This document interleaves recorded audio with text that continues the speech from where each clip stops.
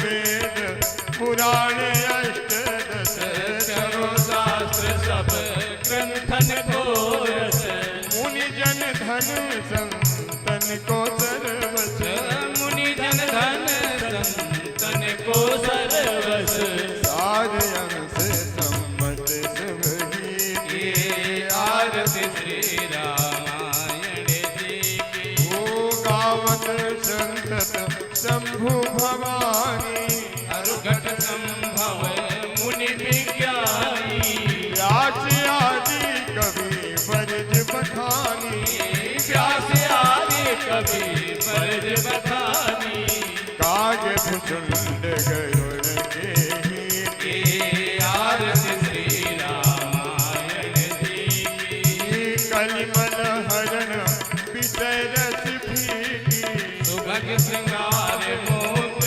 युवती की दल निरोगी भव पूरी अमीकी दलन रोगे भव मोर अमीकी आत्मा ते सब विधि तुलसी की आरती श्री रामायण जी की कर्पूर गौरम करुणावतारम संसार सारम भुजगेन्द्रहारम सदा वसन्ति मोरयारविन्दे भवं भवानी तैलं नमामि त्वमेव माता च पिता त्वमेव त्वमेव वन्दो च सखा त्वमेव त्वमेव वेद्या द्रविणं त्वमेव त्वमेव सर्वं मम देव देव त्वमेव सर्वं मम देव देव त्वमेव सर्वं मम देव देव आरार्तिक्यं समर्पयामि जलेन शीतलीकरणं पुष्पैरेवाभिवन्दनं नानासुगन्धिपुष्पाणि यथा कालोद्भवानि च पुष्पाञ्जलिर्मया दत्तो ग्रहाण परमेश्वरि श्रीपुराणपुरुषोत्तमाय नमः मन्त्रपुष्पाञ्जलिं समर्पयामि बोले सद्गुरुदेव भगवान की जय हो नमः पार्वती पतये हर हर महादेव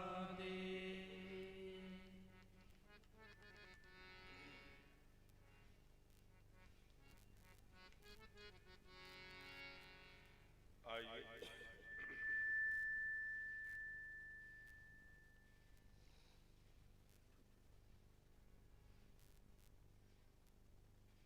मंच की औपचारिकताएं होती रहेंगी, हम लोग कथा में प्रवेश किया जाए।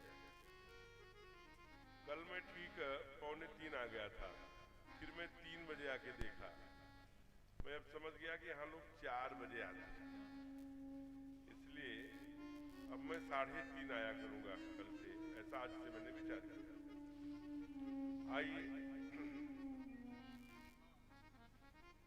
कल अच्छा एक बार बैठने के क्रम में हम बता दें, जिनका भी शरीर वजन है हमारे जैसा, या जो बुजुर्ग हो गए या हो गई हैं, जिनकी कमर बैठ करके 4 घंटे 6 घंटे संभव नहीं है, उनके लिए सोफा कुर्सी लगी है, उसका हम खूब। बहन जी जा रही हैं? अरे आधे घंटे और बैठ लीजिए, कथा सुन लीजिए। आई है तो लड्डू चढ़ाने से क्या होगा, बैठिए। चलो जाइए, ये तो ठाकुर जी की कृपा है। लड्डू आपने चढ़ाई दिया तो उसका आधे घंटे तो फल लेके जाए, घड़ी से देखकर कम से कम। तो जिनको वो कुर्सी का सहारा ले सकते हैं, सोफे का सहारा ले सकते हैं और बैठ सकते हैं। अन्य जिनकी तरुणाई है, जो नीचे बैठ सकते हैं, उनको निर्मल मन से बिछाई पर बैठना चाहिए। क्योंकि यह वो देश है जहां पर घुटनों के बल ऐसे पिलोथी मारकर माताएं आंगन में चूल होती थी, चूल्हा होता था, उस पर व्यंजन बनाती थी। उसका आनंद आप देखिए। अभी तो ये जो सज्जन कला है, जो सहीजन कला के नाम में हम लोग जानते हैं,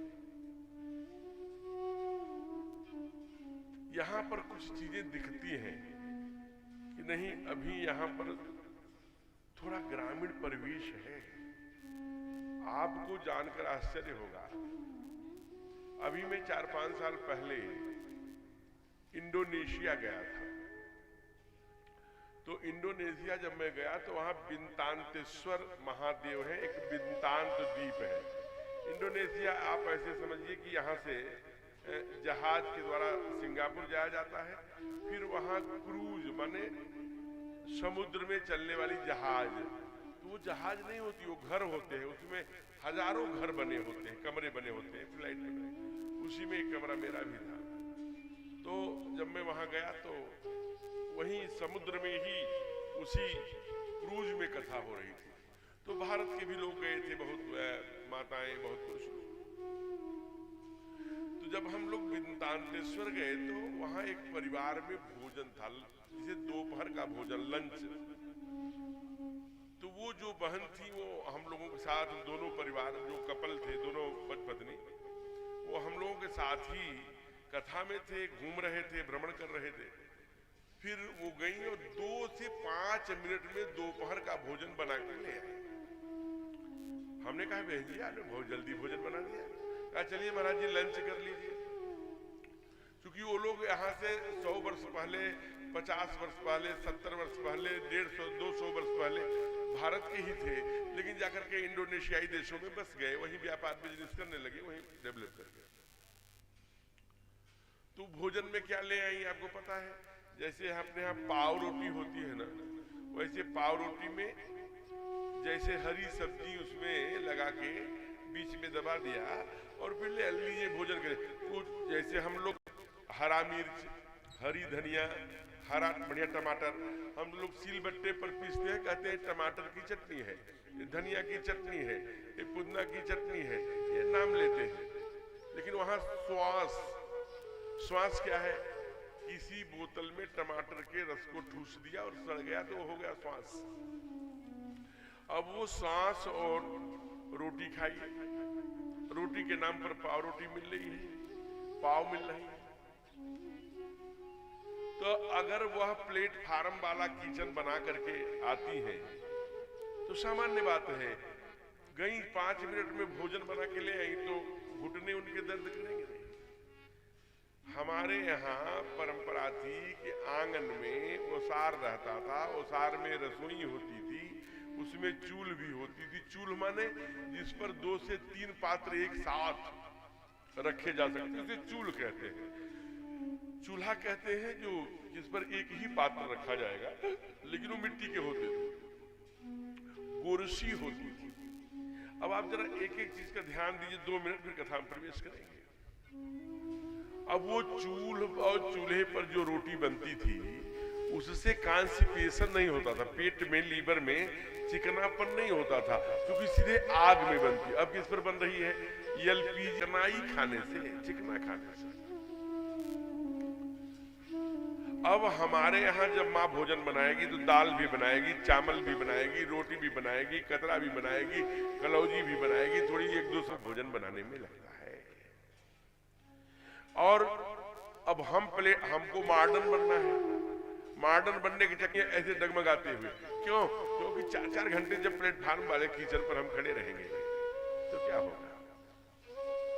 मैं बॉम्बे में कथा कर रहा था, एक परिवार में रुका था। उस परिवार में पैकेट का दूध आता है, यहाँ भी पैकेट का दूध मिलता होगा, कोई बड़ी बात नहीं, हम लोग भी मॉडर्न हो चुके हैं। उसमें 2 पैकेट मिलता है, एक रेड एक ग्रीन। उसमें चाहे रेड वाला अच्छा होता है या ग्रीन वाला थोड़ा महंगा होता है, कुछ एक पैकेट वो आता है। गैस पर हम लोग भगोना, तसला, जो भी आप समझते हो, उसमें दूध डालते हैं और गैस को फुल किया, मार दिया, 1 घंटे में, 1 मिनट में उबल गया। एक तो नकली दूध आया और ऊपर से तुरंत उबाल दिए गैस में, वो तुरंत बर्बाद हो गया, जो भी तत्व था नष्ट हो गया। हमारे यहाँ गोरसी थी, गोरसी पर थोड़ी सी लकड़ी में उसे आग जला करके गोईठा रख, इसलिए उसका नाम गोईठी पर गोरसी, गोरस जिस पर रसीला होता था, गोरसी। वो गोरसी होती थी, बड़ी सी मिट्टी की बनती थी, उस पर 30 डिग्री, एलपीजी की गैस कितनी डिग्री? 250 डिग्री होती है। वो 30 से 60 डिग्री सेल्सियस में दिन भर में तपता था। और सायंकाल 5-6 बजे जब मैया उसे हटाती थी तो आप उस पर 100 ग्राम 200 ग्राम का बटखरा रख दीजिए तो भी अंदर नहीं जाता था, इतनी मोटी परत लाल लाल मलाई की पड़ जाती। तो लोग खाते थे तो लाल लाल रहते थे, 100 बरस जीते थे, एकदम हड्डियां मजबूत होती थी। हम आज एलपीजी की खा रहे हैं। अब माताएं ये प्रश्न कर सकती है लकड़ी कहाँ मिलेगी? मत मिले लकड़ी, आप एलपीजी गैस पर ही तवा रख लीजिए और एक अच्छा साफ सा कपड़ा कॉटन का रख लीजिए, उसी पर रोटी बनाइए, एक तरफ थोड़ी कड़ी कर दीजिए, एक तरफ थोड़ी नरम, उसी कपड़े से घुमाकर तवे पर ही फुला लीजिए, कम से कम एलपीजी की गैस तो नहीं बचेगी। आज ऑर्गेनिक खेती की बात करते हैं, यूरिया प्राण ले रही है। 1 बीघे जमीन में 2 बिस्वे जमीन में हम कितना उपजाऊ यूरिया डाल के वो यूरिया का अन्न खा रहे हैं, विष भरा। कैसा वातावरण, पानी भी कुपित है, अन्न भी कुपित कर रहे हैं, जल भी, वायु भी, सब कुपित है। जितने रुपया लीटर दूध उतने रुपया लीटर पानी यहां बिकने लगा। प्रदूषण से जो लोग बचे हैं, जो लोग, इसीलिए आज डॉक्टर भी और प्रधानमंत्री जी भी क्या कह रहे हैं, मोटा अन्न खाइए, ज्वार खाइए। पहले लोग कहते थे कि मड़ुआ कौन खाएगा, आज मड़ुआ खा रहे हैं लोग। 150 रुपए किलो आटा है मड़ुआ का, मक्के का, ज्वार का, जौ, सबसे कॉन्स्टिपेशन देने वाला गेहूं का आटा है और मैदा है। इसलिए मोटे अन्न की ओर जाइए और अपनी संस्कृति, अपना जीवन, अपने माता पिता, अपनी भूमि, अपना संस्कार मत छोड़िए। आज अवध में भगवान का जन्म हुआ है। कल हम लोगों ने बहुत सुंदर उत्सव मनाया। आइए कथा में जुड़ते हैं। मैंने वो कमर और घुटनों पर बात आई तो मैंने इसलिए घुटना जा रहा है, कारण है उसका। आज कहते हैं महाराज, श्रीमद् भागवत में जो विद्वान बैठे हो जानते हैं 24 अवतारों की कथा है। कितने अवतारों की? 24। लेकिन रामायण में 10 अवतार। कौन कौन? दुई जलचर दुई वारिचर, दुई बनचर दुई वारिचर, 4 विप्र 2 तुलसी 10 पद बंदिगे, भवसागर तरे। अच्छा, दुई बनचर कौन है? बनचर एक सुअर वन में रहते हैं, तो ब्रह्मा जी के नाक से अवतार हुआ सूकर के रूप में। तो एक तो वो बनचर, दूसरा खंभा फाड़ के प्रहलाद जी को बचाने आए नरसिंह भगवान के रूप में। दुई बनचर दुई वारिचर, 2 जल में आए, एक मत्स्यावतार और एक कच्छपावतार, कच्छप बन के आए। जब समुद्र मंथन हो रहा था तो मंदराचल धंसा जा रहा था, कहा कैसे रोकेंगे? तो भगवान कच्छप बनकर उनके अपने पीठ पर मंदराचल को रोक लिया, इसलिए कच्छपा अवतार हुआ। 4 विप्र, 4 पंडित ब्राह्मण के घर में आए। कौन कौन? भगवान कपिल, भगवान परशुराम और भगवान वामन और भगवान कल्कि, ये 4 अवतार। कहा दुई विप्र, 4 विप्र 2 राव। राजाओं के घर में कौन आए? भगवान कृष्ण और भगवान राम। तो उत्सव कहां मनता? पंडित जी के घर में जो कुटिया है, आश्रम है, वहां कितना बड़ा उत्सव मनेगा। भगवान कृष्ण आए तो जेल में उत्सव, तो बाद में नंद बाबा के यहां मना, लेकिन जेल में तो कंस के, कभी आप गए होंगे मथुरा, तो आज भी कंस का किला है, देखे होंगे। तो वहां कारागार में तो मिलेगा नहीं, उत्सव मनेगा नहीं। खंभा फाड़ के आए तो मनेगा नहीं, सुगर के रूप में आए तो मनेगा नहीं, कश्यप के यहाँ वामन बन के आए तो मनेगा नहीं, जामदग्नि के आंगन में परशुराम बन के आए तो ऋषि के यहाँ गुरुकुल में थोड़ा उत्सव हो गया होगा, मिठाई बट गई होगी। लेकिन हमारे चक्रवर्ती जी के यहाँ आए हैं राघव, कामास दिवस का दिवस मरम न जाने को, रथ समेत रवि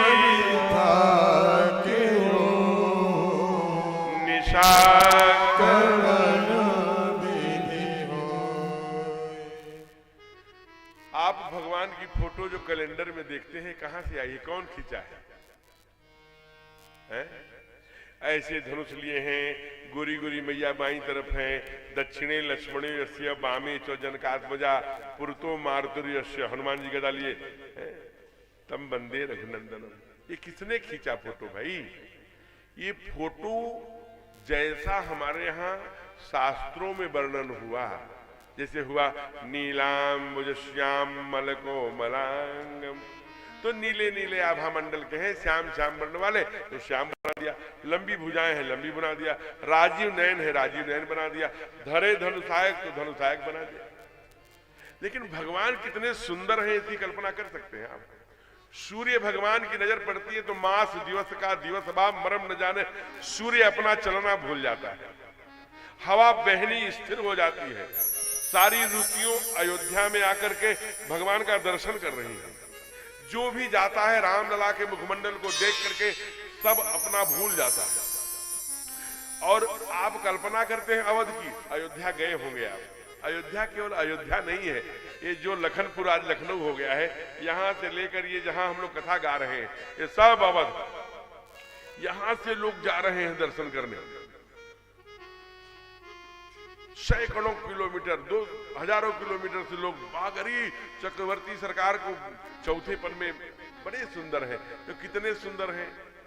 अब देखिए कथा का विस्तार नहीं करूंगा, सुंदर इतने हैं कि जरा आप सोचिए, खरदूषण कहाँ है? महाराष्ट्र में, नासिक जो स्थान है खंडवा आज हो गया। आप जरा विचार करिए, वो पूरा मध्य प्रदेश महाराष्ट्र का भाग, वो खंडवों का वानप्रस्थ, वो जनस्थ, आप जान करके आश्चर्य होगा, वही अरण्य है।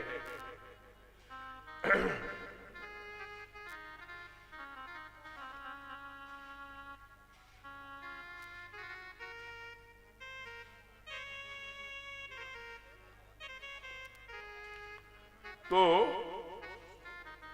प्रेम से बोलिए राघवेंद्र सरकार की जय हो। जिसकी बहन की नाक भगवान ने काट लिया, खरदूषण त्रिशराधिक राक्षस हैं, रावण की सगी बहन है सुपर्णखा, उनका नाक कुमार लक्ष्मण ने काट लिया, वो अपने 14,000 राक्षसों सहित खरदूषण को लेके आ गए।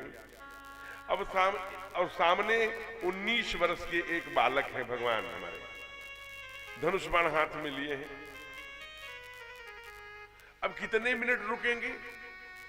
कुमार लक्ष्मण से कहा तुम सीता कर करो रखवारी, तुम यही रहना, आयो निश्चर कटक भयंकर, दौड़े वहां से, तो थोड़ी दूर गए होंगे 100 मीटर 200 मीटर, तब तक सामने खरदूषण त्रिशराधिक की सेना मिल गई, 14,000 एकदम सब अत्याधुनिक अस्त्र शस्त्र से सुसज्जित है, भगवान अकेले हैं। जब ही खरदूषण दोनों भाइयों की नजर भगवान पर पड़ी तो खर बोलते हैं, अरे ये तो बड़े सुंदर है, इनको प्रणाम करने, इनको ये मारने लायक नहीं है। मैंने बहुत राक्षस, मुनि राक्षस सुर गंधर्व हते हम तेते, मैं हत्यारा हूं, बहुत हत्याएं मैंने किया है, लेकिन देखी नहीं अति सुंदरताई, मैंने ऐसी सुंदरता नहीं दिखा, इसलिए प्रणाम योग्य है, पूजा की योग्य है, इनको मैं मार नहीं सकता। तभी एक राक्षसकारी किसको प्रणाम कर रहे हैं? इन्होंने ही आपके बहन की नाक काटी है, भूल गए क्या? हमें मुझे याद है, यद्यपि भगिनी कीन कुरूपा, लेकिन बध लायक नहीं पुरुष अनूपा, ये बध लायक नहीं है। अगर अपनी पत्नी मुझे देकर चले जाते हैं तो हम इनको छोड़ देंगे। हमारे सरकार ने क्या कहा, अरे पागल, हम 4 पैरों वाले हिरन मृग हम खोजने नहीं आए हैं, तुम सन मृग हम, देखिए ठाकुर जी बोल रहे हैं, तुम सन मृग मैं खोजत फिरहूं, हम क्षत्रिय मृगया बन फिरहूं। हम तो जंगल में इसीलिए आए हैं, 2 पैर वाले मृग जो तुम्हारे जैसे दुर्गुणी हो गए हैं, और वहीं पर प्रतिज्ञा किया था निश्चरहीन करहूं मैं भुजे था। अब आप सोचिए, जो दिन रात देवताओं की, गंधर्वों की, ऋषियों की, संतों की हत्या करने वाला भी भगवान को देखता है तो मोहित हो जाता है, भगवान कितने सुंदर होंगे। इसलिए जो लोग और लुगाई जा रही है देखने, वो कहती है चलो देख आओ, ऐसी सुंदरता आपने नहीं देखी होगी। कहा कितने सुंदर हैं, कहा चलो री सखी देखिया प्यारे रघु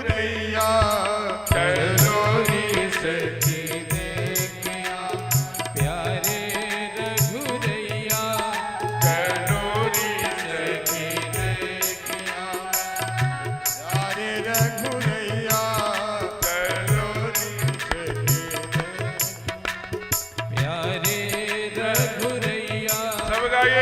चलोरी सखी देखिया प्यारे रघुरैया ओ प्यारे रघुरैया प्यारे रघुरैया ओ प्यारे रघुरैया बजत बधैया चलोरी सखी देखिया चलोरी चलोरी सखी देखिया प्यारे रघुरैया चलोरी सखी देखिया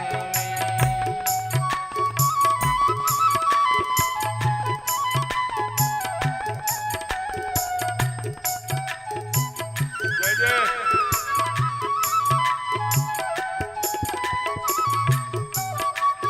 हरि बोल।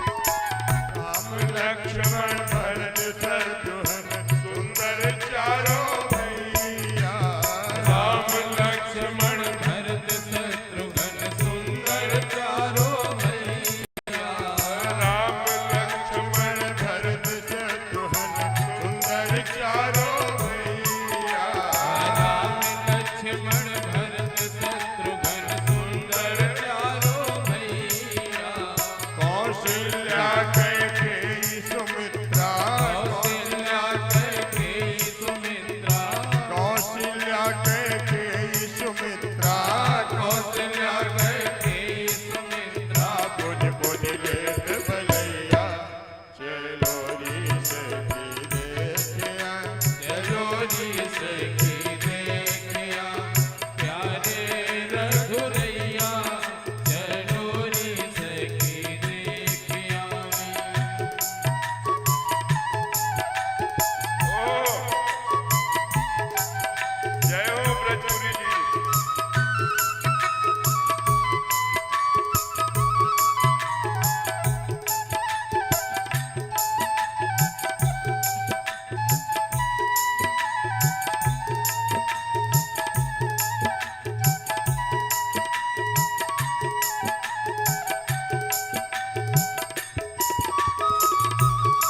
ओहो।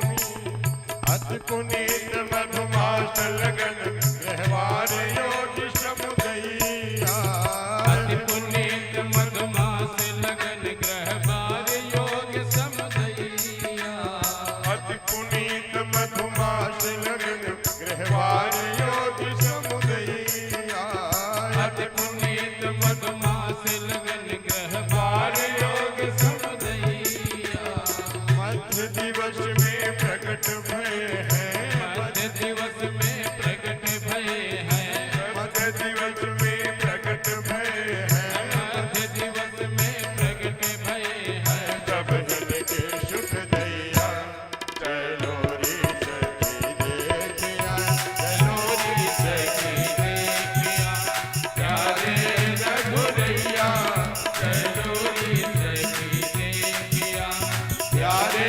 रघुरैया ओ प्यारे रघुरैया प्यारे रघुरैया ओ प्यारे रघुरैया बजत बधैया चलोरी सखी देखिया चलोरी सखी देखिया प्यारे रघुरैया चलोरी सखी देखिया चलोरी सखी चलोरी सखी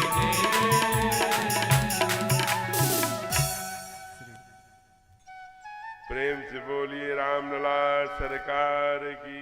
जय जय और इतनी सुंदरता का वर्णन करने के बाद कहा कि जो वहां के लोग हैं चाहे लुगाई हैं, जो कभी रुपया देखा ही नहीं, सोने वाली चांदी के सिक्कों को जिन्होंने दर्शन नहीं किया, उनके पास कोई लुटाते हुए पैसा पूरे गिन्नियों से भरी हुई थैली दे देता है। जिन्होंने कभी गिन्नियों को देखा नहीं, जिन्होंने असरफियां देखी नहीं, जिन्होंने हीरे जवाहरात देखे नहीं, जो जन्म से दरिद्र है, वो भी अपने पास नहीं रखते, उनको भी इतनी खुशी है वो तुरंत दूसरे को दान दे देते हैं। ये रामचरितमानस में लिखा है। चंदन, कुमकुम, मृगमद, अबीर, गुलाल इतने उड़ाए गए कि अयोध्या के गलियों में कीचड़ हो गए। सब लोगों ने दान दिया, जो पाया वो भी दान दिया, वो जो पाता है वो भी दान दे देता है।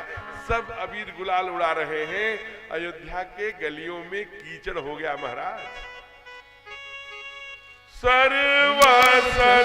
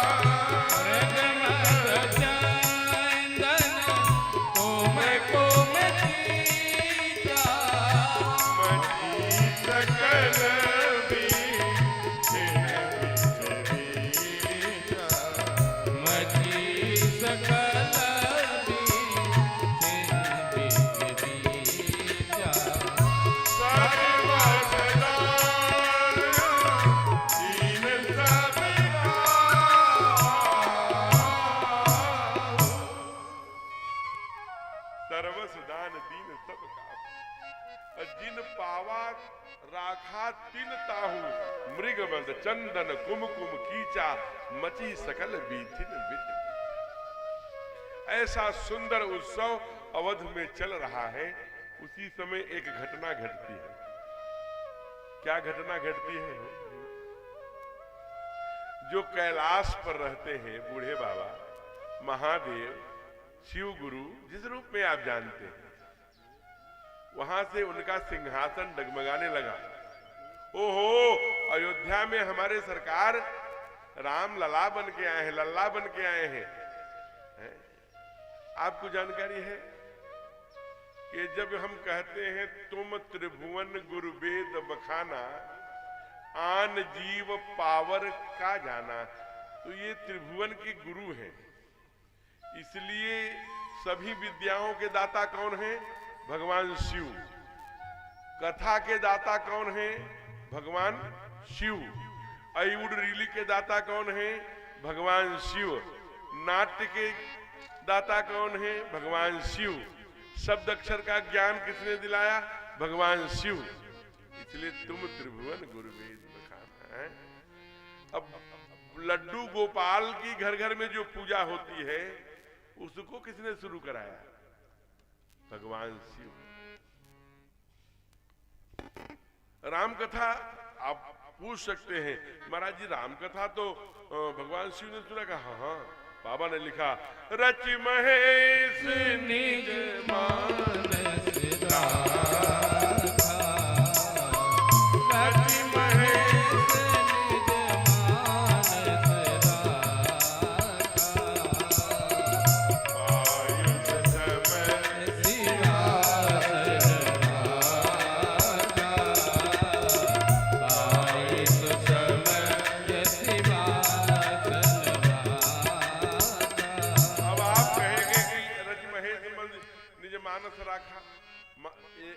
कथा के प्रेरक कौन है? जिनके मानस में हृदय में राम कथा थी, भगवान शिव। पाई सो समय, जब समय आया तो वही माँ पार्वती को सुनाए। अब फिर लड्डू गोपाल के बंदो बाल रूप सोई राम, बंदो बाल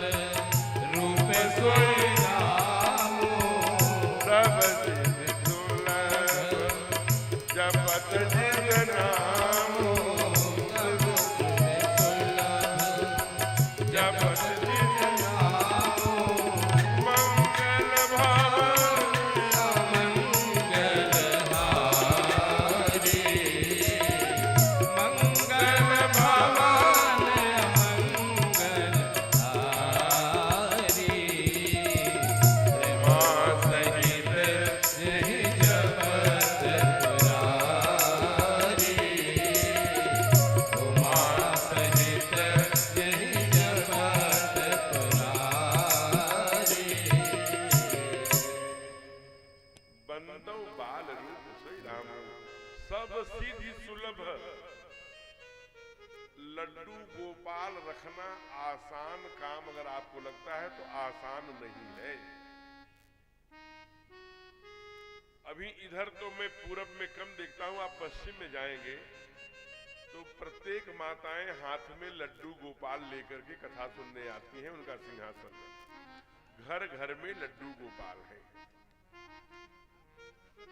हम लोग कभी जाते हैं, कहाँ चले गए, गोवर्धन जी चले गए, कभी गए खाटू श्याम चले गए, कभी हम लोग परिक्रमा करने, कभी वृंदावन गए।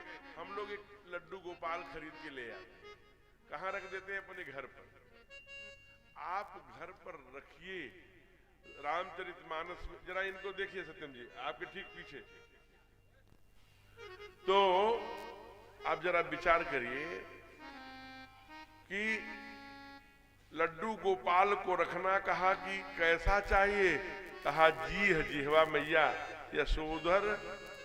यशोदा की तरह हृदय चाहिए, मति भी गति भी रति भी मन की गति भी यशोदा की तरह। अगर आपका हृदय यशोदा मैया की तरह है तब आप लड्डू गोपाल रखिए।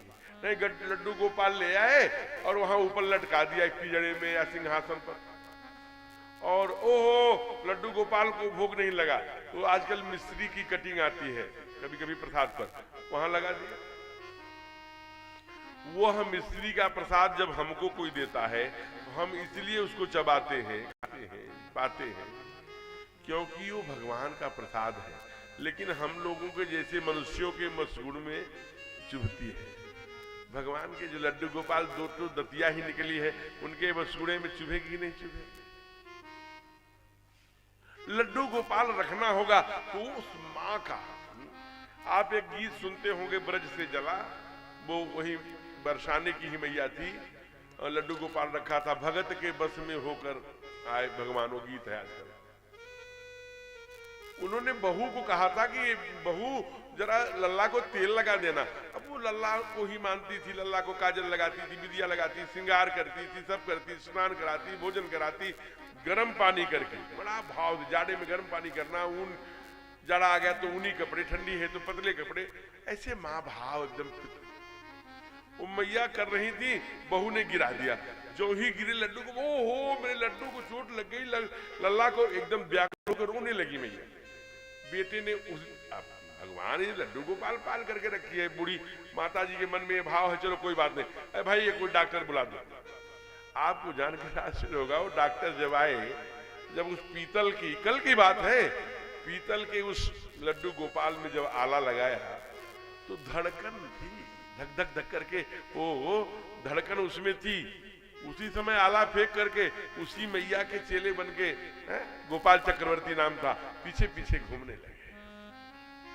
चलो ये बात पुरानी हो गई। एक मैं आपको सच्ची घटना बताऊं। अभी दिल्ली की एक सेठानी, कहां है, रमण बिहारी जी का मंदिर, वहां उनको स्वप्न आया कि रमण बिहारी जी बहुत ठंड में हैं और बड़े कष्ट में हैं। उन्होंने जैसे भगवान का दर्शन हुआ था उसी नाप से स्वेटर, टोपी, पाजामी, छोटे छोटे मोजे, सब कुछ बना के मैया ले आई। जब वहां आई तो पुजारी से पूछा वृंदावन में, कहाँ है रमण बिहारी जी? कहा क्या है? तो वो एक पत्थर की बटिया, यही तो है रमण, नहीं ये नहीं, उनको तो रमण करने वाले होंगे, विहार करने वाले होंगे, उनको हाथ पैर है, उनका सर बड़े सुंदर है। अरे अब वो समझ गए, वो उनके पति जी ने कह दिया कि थोड़ा सा स्क्रू ढीला है, माने पागल घोषित कर दिया। पुजारी जी खड़ाऊ पहने अपने कमरे में चले गए। कभी आप जाके दर्शन करिएगा। अंत में वो रोने बैठ गए, जब चीखने लगी, मुझे क्यों, कहाँ हो तुम, कहाँ जाड़े में परेशान हो, कहाँ हो लल्ला, आ जाओ, मैं कपड़े लेके आ गई, मुझे देर हो गई, मुझे क्षमा करो। तब पुजारी जी को लगा कि ये सामान्य नहीं है, लौट के आए और कहा, माँ आप क्यों रो रही हैं? कहा मुझे लगता है मुझसे कोई गलती हो गई, मुझे देरी हो गई, हमने देखा था इतने बड़े से हैं, मैं सब बना के, जब तुम बना के लाई हो तो पहनाती क्यों नहीं? और जब मैया ने पहनाना शुरू किया, उसी पत्थर के बटिया में सब हाथ पैर हो आया महाराज, ये कल की बात है। जाकर ये भाव चाहिए। आप पोछा अपने घर में लगा रही हैं, आपको लगना चाहिए कहीं चावल गिरा है, कहीं दाल, कहीं जूठन। मेरा लड्डू गोपाल घुटनों घुटनों से चलेंगे तो उनके घुटनों में वो भात न चिपक जाए। गर्मी आ गई तो झीने झीने कपड़े, सर्दी आ गई तो ऊनी कपड़े, ठीक से दोनों बखत का जो भी खाना भगवान ने दिया है, नमक रोटी दाल चावल जो भी, वो हम पहले ठाकुर जी को खिला लेंगे। ये भाव एकदम गरम गरम नहीं कि पापा को विद्यालय जाना है, भैया को कचहरी जाना है, तो नहीं, थोड़ा ठंडा करके। क्योंकि मानिए तो सचमुच मानिए, नहीं मानिए तो नाटक करने का क्या मतलब भाई। एक नाव के हम नाविक न बने, मानिए तो सच में मानिए, नहीं तो फिर ये सारा झमेला पालने का मतलब क्या है? अगर नहीं तो नहीं, हाथ वहां। अगर आपने उन्हें भगवान माना है तो सचमुच का मानिए ना, है?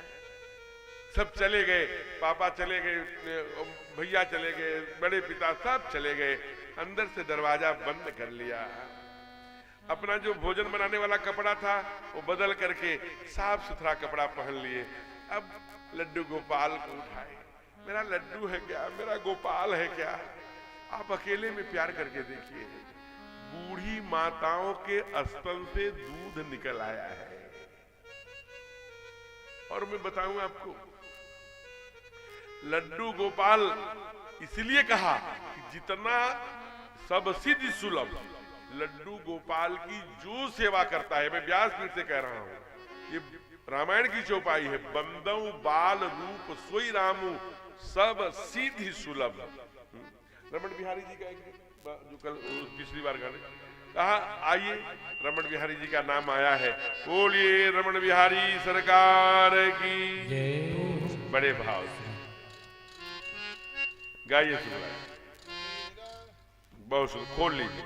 तेरा सुंदर रूप सलोना, चितवन में जादू टोना, और मेरे रमण बिहारी लाल तिहारी सूरत पे बलिहार। मेरे रमण बिहारी लाल तिहारी सूरत पे बलिहार। तेरा सुंदर रूप सलोना, तेरा सुंदर रूप सलोना, उचित वन में जादू टोना, चित वन में जादू टोना। मेरे रमण बिहारी लाल तिहारी सूरत पे बलिहारी। मेरे रमण बिहारी लाल तिहारी सूरत पे बलिहार। जय हो।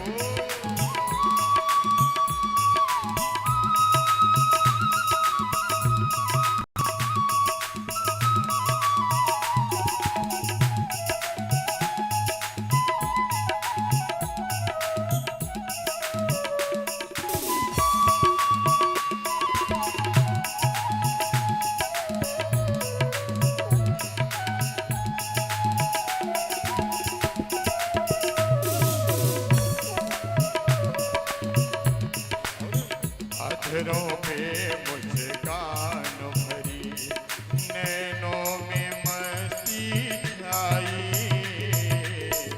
अधरों पे मुस्कान भरी, नैनों में मस्ती छाई। ओ अधरों पे मुस्कान सबकी बाणी से नैनों में मस्ती छाई। अधरों पे मुस्कान भरी, नैनों में मस्ती छाई। सुंदरता के सागर तुम हो, चाँद तेरी परछाई। सुंदरता के सागर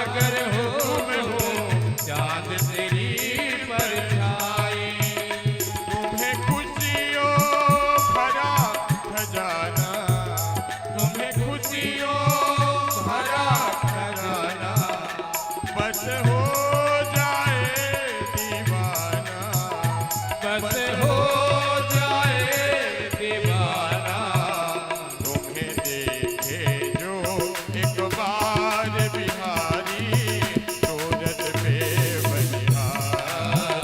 तुम्हें देखे जो एक बार बिहारी, सूरत पे बलिहार।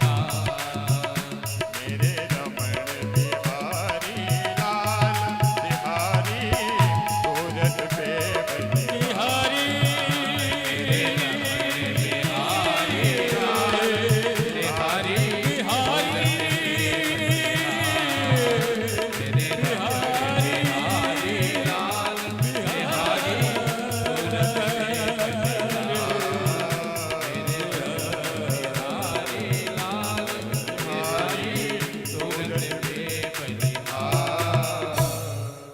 प्रेम से बोलिए रमण बिहारी लाल की। तो आज जब रामलला के रूप में आए तो महादेव कैलाश से चले गए, लेकिन कैलाश से सीधे अयोध्या नहीं आए। कहां गए? आज का जो नेपाल है, नेपाल में कौन रहता था? नेपाल में एक नीलगिरी नाम का पर्वत, उस पर्वत पर कागभुसुंडी नाम के कौआ रहते। वहां पहुंच गए महादेव, कहा चलो चलो अवध चलना है, वहां लल्ला बन के सरकार आए हैं, अच्छा दर्शन मिलेगा, चलो। तो यहाँ कहते हैं माँ पार्वती को कथा सुनाते हुए कि हे देवी, मैंने जीवन में कभी चोरी नहीं किया, एक बार मैंने चोरी किया है। आपने चोरी किया है? हाँ मैंने चोरी किया है। कैसे? कहा हमारा चेला कागभुसुंडी और हम दोनों लोग ना मनुष्य रूप में, ये रूप में नहीं, मनुष्य रूप में अयोध्या पहुंचे। मनुज रूप कहा औरव एक कहो निज चोरी, सुन गिरिजा अति दृढ़ मति तोरी। हे गिरिजा, अब आपकी मति पहले जैसी नहीं है, आपकी मति कैसी है? दृढ़ मति है। इसलिए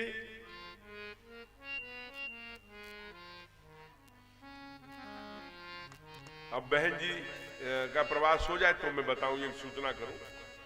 हम लोगों को दो काम करना चाहिए कि कथा में हम किसी भी समय जा सकते हैं, कोई प्रतिबंध नहीं, लेकिन दो बातों का, चूंकि आज चौथा दिन है, मेरा आग्रह पहले दिन मैंने किया था। एक तो हर 15 से 20 मिनट में भजन होता है, उसमें आप जाइए। दूसरा यहाँ मैंने कहा था कि कार्यकर्ताओं को लगा दीजिए, कुर्सी पर बैठ जाए। कथा प्रारंभ होने के बाद इधर से न आइए न इधर से जाइए। अगर आप ऐसा करते हैं तो आप अभद्र हैं। बाकी आप करिए, कौन लाठी लेके तो कोई बोलेगा नहीं। अच्छा, आप करेगा, कोई व्यक्ति करेगा भी, जब कोई बताने वाला ही नहीं रहेगा तो कहीं से आएगा। इधर से लोग जाते होंगे जूता चप्पल पहन के तो आएंगे। आप बताएंगे अरे कथा के वहां व्यासपीठ पड़ेगी, आप जाएंगे तो इसे चप्पल जूता मत पहन के जाइए, तो अगला भी समझेगा अच्छा ये बात है, तो उधर उतार देगा, नहीं तो यहीं से रौद रहे हैं लोग। उनका कोई दोष नहीं है, क्योंकि हमने बताया नहीं, सूचना नहीं दिया। इसलिए जब कथा प्रारंभ हो जाए तो जाइए भी पीछे से, आइए भी पीछे से, ठीक ना। तो महादेव आ गए, और महादेव क्यों आए? रामलला का दर्शन करने आए। लेकिन चारों तरफ इतनी, साथ में कौन है? कागभुसुंडी। दोनों लोग मनुष्य रूप में है, न वो कौआ के रूप में है और न वो महादेव के रूप में है, मनुष्य रूप पगड़ी वगड़ी बांधे। तो क्या किया? अब जरा विचार करिए कि अब चारों तरफ घूम रहे, हे भगवान कैसे प्रवेश मिले, कैसे दर्शन हो। 3 दिन बीत गया, सरजू जी के किनारे पर सब देखे साधु संत रोटी बना के खा रहे हैं, वो भी बेचारे वही सिद्धा लाए थे, न पिसान लाए थे, साधुओं के द्वारा एक रोटी मांगे, टुकड़े मांगे, खा पी कर पड़े हैं। दर्शन कैसे होगा? भगवान की बड़ी आंख बंद करके याद की, प्रभु मैं आ गया हूँ, यही सरजू किनारे पर रोटियां भीख मांग मांग के खा रहा हूँ, मेरे पास तो कैलाश से कुछ लाया नहीं है। हमारे सरकार बड़े दयालु हैं, वो समझ गए महादेव आ गए हैं, महादेव उनके आराध्य हैं। अब बुलाऊं तो कैसे बुलाऊं, तो उन्होंने एक नाटक किया। नाटक क्या किया, अपने को नजर लगवा ली झूठ मूठ की। न दूध पीते हैं, न मेवा खाते, न मक्खन खाते, न मिश्री खाते, कुछ भी नहीं खाते, रोए जा रहे हैं, रोए जा रहे हैं। अच्छा, जब भगवान कृष्ण को कन्हैया को नजर लगती थी तो यशोदा मैया गाली देने बैठ जाती थी। काहूसी ने मार दी और टोना, मेरे मचलो श्याम सलोना, इन गोपिन की नजर बुरी है। ये गोपियों ने मारी है, अपने तो दस करके बैठी हैं, हमको बुढ़ापों में एक भयो तो इन गोपिन सो देखे नहीं जा रहे, माने उनसे देखा नहीं जा रहा है। बुढ़ापे में एक लल्ला भया है और इन अपने तो दस करके बैठी हैं, एकदम गालियां। लेकिन कौशल्या मैया सीधी सादी है, सरल है, मर्यादा पुरुषोत्तम राघवेंद्र सरकार की माँ है, इसलिए वो हाथ जोड़कर गुरु जी के पास गई। गुरुदेव, लल्ला मुंह में कुछ नहीं लेता, भूख नहीं, भोजन नहीं करता, दूध नहीं पीता, कुछ नहीं लेता, मैं क्या करूं? गुरुदेव तो समझ गए, त्रिकालदर्शी हैं। उन्होंने कहा नजर लगी नहीं है, लगाई गई है। मन में सोचा, कहा देखो इनका एक उपाय है, नाड़ी देखा, कहा ये मेरी बस की बात नहीं है, जानबूझकर, उनके बस का तो सब है, गुरु है भगवान के। लेकिन उन्होंने कहा जाओ, बहुत साधु संत आए हैं, किसी नजर वाले को पकड़ कर, नजर झाड़ने वाले को पकड़ के ले आओ। ये रचना सब हमारे सरकार की है, ठाकुर की है। अब रनिवास से 2 प्रहरी चल पड़े सरजू जी के किनारे। भैया नजर जानने जानते हो? भैया नजर, भैया कहाँ से आए हो? भैया कहाँ, सबसे। अब ऐसे पूछते पूछते महादेव से भी पूछ दिया, भैया कहाँ से आए हैं? अब इनकी बड़ी बड़ी जटा है, भले से भगवान शिव के रूप में नहीं है, जटाएं तो हैं, बड़ी बड़ी आंखें हैं, बड़े बड़े कुंडल पहने हैं, तांत्रिक जैसे लग रहे हैं। कहा कहाँ से आए हैं? अब ये गुस्से में थे 3 दिन, जब एक तो क्यों क्यों पूछ रहा है कहाँ से आए हैं? हे भगवान, वो प्रहरी जो थे रनिवास के कहे कि काकभूषुंडी जी की ओर देख के कहा, भाई चेले, तुम्हारे गुरुजी तो बड़े गुस्से वाले हैं, छोटी सी बात मैंने पूछ दिया कहाँ से आए हैं, भड़क गए, चुप रहो, डांट रहे हैं। तो काकभूषुंडी जी ने कहा कि काहे के लिए आए हो, क्यों पूछ रहे थे? अरे पूछना क्या था, हम लोग रनिवास से रानी महारानी जी ने भेजा है, वो जो बड़े वाले लल्ला हैं उनको नजर लग गई है। ओहो, इतना सुनते ही महादेव को लग गया, बुलावा आ गया। भैया यहाँ आओ, मुझसे गलती हो गई, मैं तो खानदानी नजर झाड़ने वाला हूँ, पुरखे पतंगों से केवल नजर झाड़ने का ही काम करता हूँ, दूसरा कुछ नहीं, हमको ले चलो। अब क्या पूछना था, जल्दी जल्दी समेटा जटाएं, चलिए। अच्छा, नजर, इतने नाराज क्यों हो रहे थे? भैया उसको छोड़ो, बात को सुले में क्षमा, जल्दी ले चलो, मैं केवल नजर झाड़ने का काम करता हूँ, खानदानी। तब तक क्या बोले? काकभूषुंडी जी बोले, हाँ एक खानदानी नजर झाड़ने वाले हैं, एक आंख इनकी इतनी है माथे वाली, तीसरा नेत्र, ये इन्होंने खोल दिया तो कामदेव जल के भस्म हो गए थे। तब शिव तीसर नयन उघारा, चितवत काम भयो जर छारा। तो तीसरा नेत्र खोल देंगे तो न मरज बचेगा न मरीज। डांटे, चुप रहो, उस आंख की चर्चा क्यों करते, जल्दी करो, बुलावा आया है, चलो चुप रहो, चलो तुमको भी ले चल रहे हैं। अच्छा चलो, अब चल दिए दोनों गुरु चेला। अब जल्दी जल्दी जल्दी जल्दी अगल बगल देख रहे हैं, सिक्योरिटी जो रोकी थी, करे तो घूम रहे थे 3 दिन से, ये कहाँ जा रहे हैं? सीधे रनिवास में जा रहे हैं। इनको पाई वो कार्ड कहाँ से मिला अंदर जाने का, जरा पता, रोको, अरे दोनों रुको। सिक्योरिटी गार्ड जो इंचार्ज था रोका गेट पर, चुप रहिए, हम लोगों को लेके जा रहे हैं, रनिवास से आए, इनसे पूछ लीजिए, हम लोगों को कोई नहीं रोक सकता, बहुत 3 दिन तक घुमाए आप लोग। कहा वो तो ठीक है बाबा, लेकिन जाके क्यों भैया, कहाँ से? कहा अरे हम रनिवास से आए हैं, महारानी ने इनको बुलाया है। कहा अच्छा, क्यों बुलाया है? नजर झाड़ने के लिए। अच्छा अच्छा, कोई बात नहीं। तो भैया बताइए गुरुजी, आप नजर झाड़ते हैं कि आपका चेला? कहा मैं। हाँ ठीक है, आप जाइए। ए चले, इधर खड़ो। चेले को बगल में खड़ा कर दिया दरवाजे के पास, और महादेव एकदम अपना धोती कुर्ता संभाले और आगे बढ़े। जो ही पहला कदम गेट पर डाला, वैसे काकभूषुंडी जी ने पीछे से कुर्ता पकड़ लिया।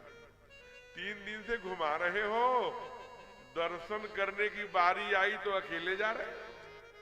अगर हमको नहीं ले गए तो मैं यहीं सब पोल खोल दूंगा कि ये भगवान शंकर हैं और मैं कागभूसुंडी हूं। वैसे ही जैसे पैर आगे डाले थे वैसे वापस ले लिया। कहा भैया अब मैं क्या करूं, ये बड़ा संकट में डाल दिया। पोल खोलने की बात कर रहा है। उन्होंने खोपड़ी खुजाई, कहा ए भैया सिक्योरिटी इंचार्ज भैया यहाँ आइए। आए। असल में मैं क्या बताऊं, एक समस्या आ गई। क्या समस्या आ गई गुरुजी? कहा मैं चश्मा से देखता हूं, मेरा चश्मा कैलाश छूट गया है, मैं बड़ी दूर से आया हूं, इसलिए नजर झाड़ने का काम तो मैं कर दूंगा, लेकिन जब तक नजर देखूंगा नहीं, इसलिए चश्मा हमारा छूट गया है। ये चेले की आंख बड़ी तेज है, यह देखेगा मैं झाड़ूंगा, इसलिए चेला का जाना बहुत जरूरी है। कहा चलो अगर ऐसी बात है। अब दोनों पहुंचे। अब जब ही गए, ओहो, जब राजमहल में आवाज गई, हमारे रामलला सरकार समझ गए कि आज हमारे सरकार आ गए हैं, मैं देखने, और तेजी से रोने लगे कि जल्दी ले चलो ना, जब ले चलेंगे तब तो देखेंगे कि आज हमारे त्रिशूल, डमरू, सांप, कानों में सांप, जटाओं को पहनने वाले महादेव जब मनुष्य रूप में पगड़ी बांध के आए हैं तो कैसे लगते होंगे। और महादेव को लग रहा था कब हमारी नजरें हमारे सरकार से मिले कि वो राम लला बन के छोटे से कैसे लगते हैं। और मैया लेके आई, क्या हो गया, कौन बाबा आ गया? इसे इसकी आवाज सुनकर और मेरा बेटा रोने लगा। क्या बात? कहा ये बहुत बड़े संत हैं, ये खानदानी नजर झाड़ने वाले हैं, मैं सरजू जी के किनारे पर से पकड़ के ला रहा हूं। अब इनको, बाबा कहाँ से आए हो? कहा माँ मैं कैलाश से आया हूँ, देर मत कर। ये क्यों देर न करूं, क्या देर न करूं? कहा आपने जो ये पल्लू उनके ऊपर ढक के रखा है, मैं कैसे नजर झाड़ूंगा? ये रोए जा रहे। अब माँ को लगा बेटा मेरा है, रो रहा है, चिंता इसको है। कहा देखो डॉक्टर की पेशेंट की बड़ी चिंता हो जाती है, मैं नजर झाड़ने वाला हूँ, मेरा जब वो, अब जब तक मैं उनकी नजर नहीं उतार लेते, जब रोएंगे तो मुझे कष्ट होगा। आप पल्ला हटाइए, जब नजर से नजर मिलेगी तब तो हम नजर झाड़ेंगे। और आपको बड़ा अच्छा लगेगा सुन करके, जब ही माँ ने पल्ला हटाया वैसे ही चमत्कार हो गया। हमारे रामलला ने महादेव को देखा और महादेव ने रामलला को देखा, उल्टा हो गया। हमारे महादेव रोने लगे और रामलला खिलखिला के हंस पड़े। परिणाम क्या हुआ? परिणाम ये हुआ, माँ ने सोचा ओ ये तो बहुत पहुंचे हुए नजर झाड़ने वाले लगते हैं, हमारे बेटे का दुख अपने ऊपर ले लिया और अपनी मुस्कान मेरे बेटे को दे दिया। कहा बहुत अच्छे हैं महाराज, कुछ उपाय करो कि फिर से। हाँ मैं वही कहना चाहता हूँ। क्या कहना चाहते हैं बाबा? कहा मैं ये कहना चाहता हूँ कि मैया तू चाहती है कि तेरे बेटे को कभी नजर ही न लगे कि लगे? कैसी बात करते हैं, हमारे बेटे को कभी नजर न लगे वो वाला झाड़ आप झाड़ दीजिए। ओहो, वो वाले झाड़ के लिए एक शर्त है। क्या शर्त है? कहा उसके लिए अपने लल्ला को कुछ देर के लिए, एक क्षण के लिए हमारे गोदी में देना पड़ेगा। माँ को लगा ये तो कह तो ठीक रहा है, लेकिन माताएं अपने बच्चों को किसी को गोदी में देने में बहुत डरती हैं, वो भी जादू वाला, तंत्र वाला, नजर वाला, पता नहीं क्या कर दे। वो तो ठीक है, लेकिन माँ थोड़ा गंभीर। अरे माँ डरो मत, हम ऐसी नजर झाड़ देंगे ना फिर ये कभी इसको नजर नहीं लगेगी, एक बार तो विश्वास करके देखो। साथ में और लोग दे दीजिए महारानी, ये बाबा ठीक कह रहे हैं, एक बार लल्ला की नजर झाड़ देंगे फिर से नजर नहीं लगेगी। देखिए पूरे दिन से मुंह में कुछ डाला नहीं है, फिर बाबा चले जाएंगे कैलाश, फिर लग गए। समझाया। माँ ने बड़े हिम्मत करके लल्ला को आगे बढ़ाया। महादेव ने हाथ लपक कर लल्ला को जो ही लिया, जैसे ही महादेव ने लिया वैसे ही आश्चर्य हो गया। सारे रोमांच प्रकट हो गए, त्रिशूल, डमरू, सभी दृश्यों सब प्रकट हो गए। कभी हजरावे उठक बलना उड़ावे, ऐसे शुरू कर दिया और भक्तों ने गीत गाया। क्या? आज अयोध्या की गलियों में झूमे जोगी मतवाला, आज अयोध्या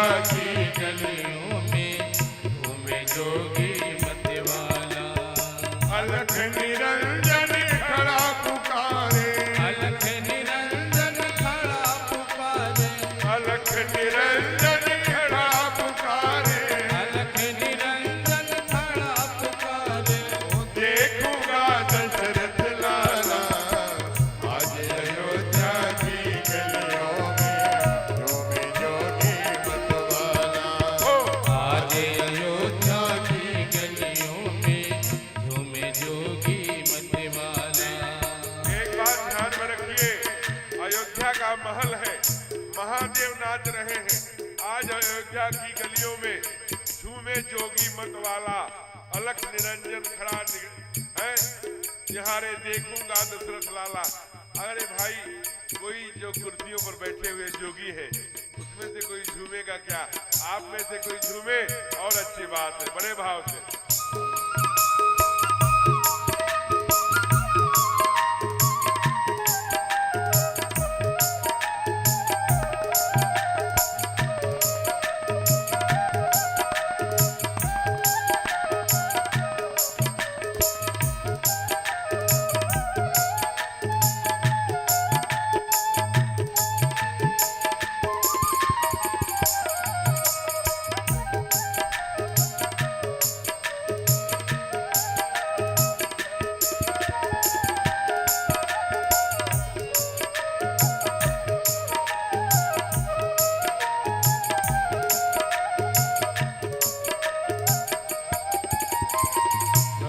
श्रृंगे लिए हाथ में और डमरू त्रिशूल लिए, शैली श्रृंगे लिए हाथ में और डमरू त्रिशूल लिए।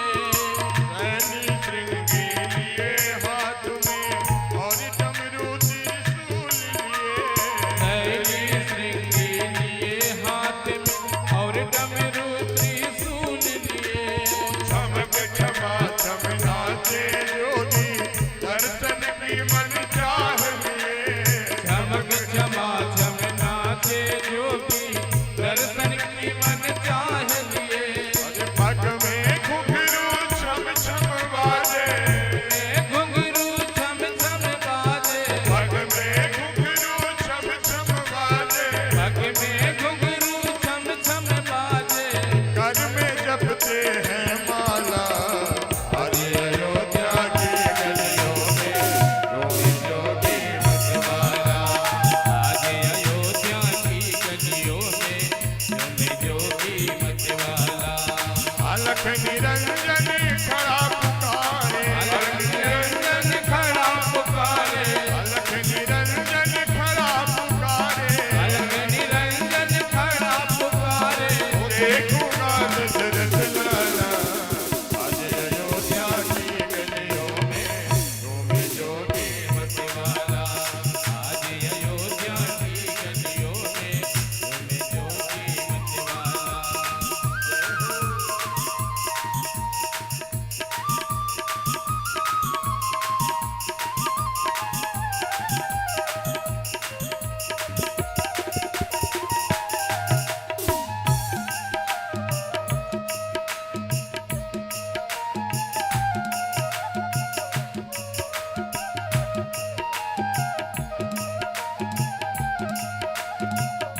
मीठी मीठी ताली, अंग बभूति रमाए जोगी बाघामर गज में सोहे, अंग बभूत रमाए जोगी बाघंबर कट में सोहे। अंग बभूति रमाए जोगी बाघामर गज में सोहे, अंग बभूत रमाए जोगी बाघंबर कट में सोहे। वो जटा जूट में गंग बिराजे भक्त जनों के बल मोहे, जटाजूट में गंग बिराजे भक्त जनों के मन मोहे। मस्तक पर श्री चंद्र बिराजे, रख पर श्री चंद्र बिराजे, मस्तक पर श्री चंद्र बिराजे, मस्तक पर श्री चंद्र बिराजे। गले में सरकोटी माला आज अयोध्या की गलियों में झूमे जोगी मतवाला। आज अयोध्या की गलियों में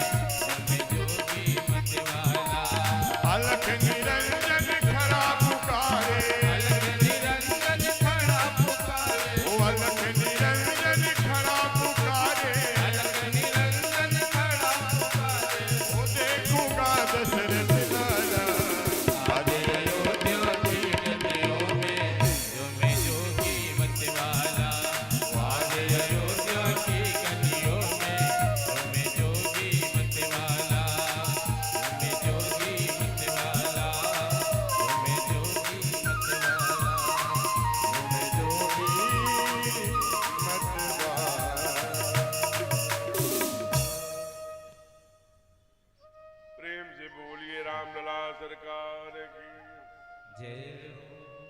ऐसे महादेव ने बड़े भाव से दर्शन किया है। दर्शन की बड़ी सुंदर श्रृंखला है। अनेक अबाल वृद्ध नर नारी बाल गोपाल सभी भगवान के दर्शन करने आ रहे हैं। महीनों मास दिवस का दिवस भा मरम न जाने कोई, ये दर्शन का बहुत बड़ा उत्सव चलता रहा। जब थोड़े दिन और बीते तो एक दिन माताओं ने कहा, हे राजन, हे चक्रवर्ती, कहा कि इनको रघुरैया रघुरैया बोलेंगे, केवल लल्ला लल्ला बोलेंगे, इनका कोई नाम नहीं होगा क्या? राजा ने क्या कहा होगा? राजा ने कहा नाम तो रहेगा, लेकिन नाम रखने का अधिकारी मैं नहीं हूं। फिर कौन है? कहा ये गुरुजी रखेंगे ना, जन्म के आधार पर, ग्रह के आधार पर, वार के आधार पर, तिथि के आधार पर, महीने के आधार पर, काल आदि के पंचांग के आधार पर। हम लोग क्या करते हैं? बच्चा आया नहीं, इसका नाम मौसी रखेंगी, चिंटू कुमार। जैसा आप नाम रखेंगे वैसा गुण विकसित होगा। नाम का बड़ा महत्व है। अरे महाराज नाम का ये सब चोचले हैं लोगों के, कहां गड़बड़? कोई महत्व नहीं, जो नाम रख दिया सब है तो भगवान का नाम, चलो ठीक है। चिंटू कुमार, चिंटू कुमार सिंह, कासिम कुमार मत रखो। जो आपका बेटा मानो सिंह राशि का है, आपने बैल राशि का नाम रख दिया, जीवन भर डरता रहेगा। स्वामी विवेकानंद जी ने भी यही तो कहा कि दिशा से ही दशा में परिवर्तन होगा। और ग्रहों, वार और तिथियों पर हम शंका कैसे कर सकते हैं? नक्षत्रों पर हम कैसे शंका कर सकते हैं? साल भर पहले ज्योतिषी काशी में, हरिद्वार में, प्रयाग में, उज्जैन में बैठा हुआ बताता है कि इतने बजकर इतने मिनट पर सूर्य ग्रहण, इतने बजकर इतने मिनट पर चंद्र ग्रहण लगता है। लगेगा कि नहीं? लगता है कि नहीं? तो झूठा कैसे हो सकता है? पपीहा केवल स्वाति नक्षत्र में ही पानी क्यों पीता है? एक निश्चित राशि में ही, आप मुख्य नक्षत्र का नाम सुने होंगे, एक निश्चित राशि में ही सीप में मोती और केले में कपूर क्यों बनती है? एक निश्चित नक्षत्र में ही, क्षमा करिएगा, नक्षत्र में ही है? एक निश्चित नक्षत्र में ही क्या भगवान आते हैं? एक निश्चित लग्न में भी अभिजीत मुहूर्त में आए। और आप लोगों के लिए एक और बड़ी सरल बात समझा दूं, समझ जाएंगे। हथिया एक नक्षत्र है। हथिया में ही कीड़े मकोड़े क्यों मरते हैं, अन्य में क्यों नहीं मरते? हमारे यहां तो किसानों के लिए नक्षत्र बताया गया कि पूर्वा में ये, उसमें ये, 13 कार्तिक 3 आषाढ़ जे न देखे होकर जाए। इतने में ही बोना है।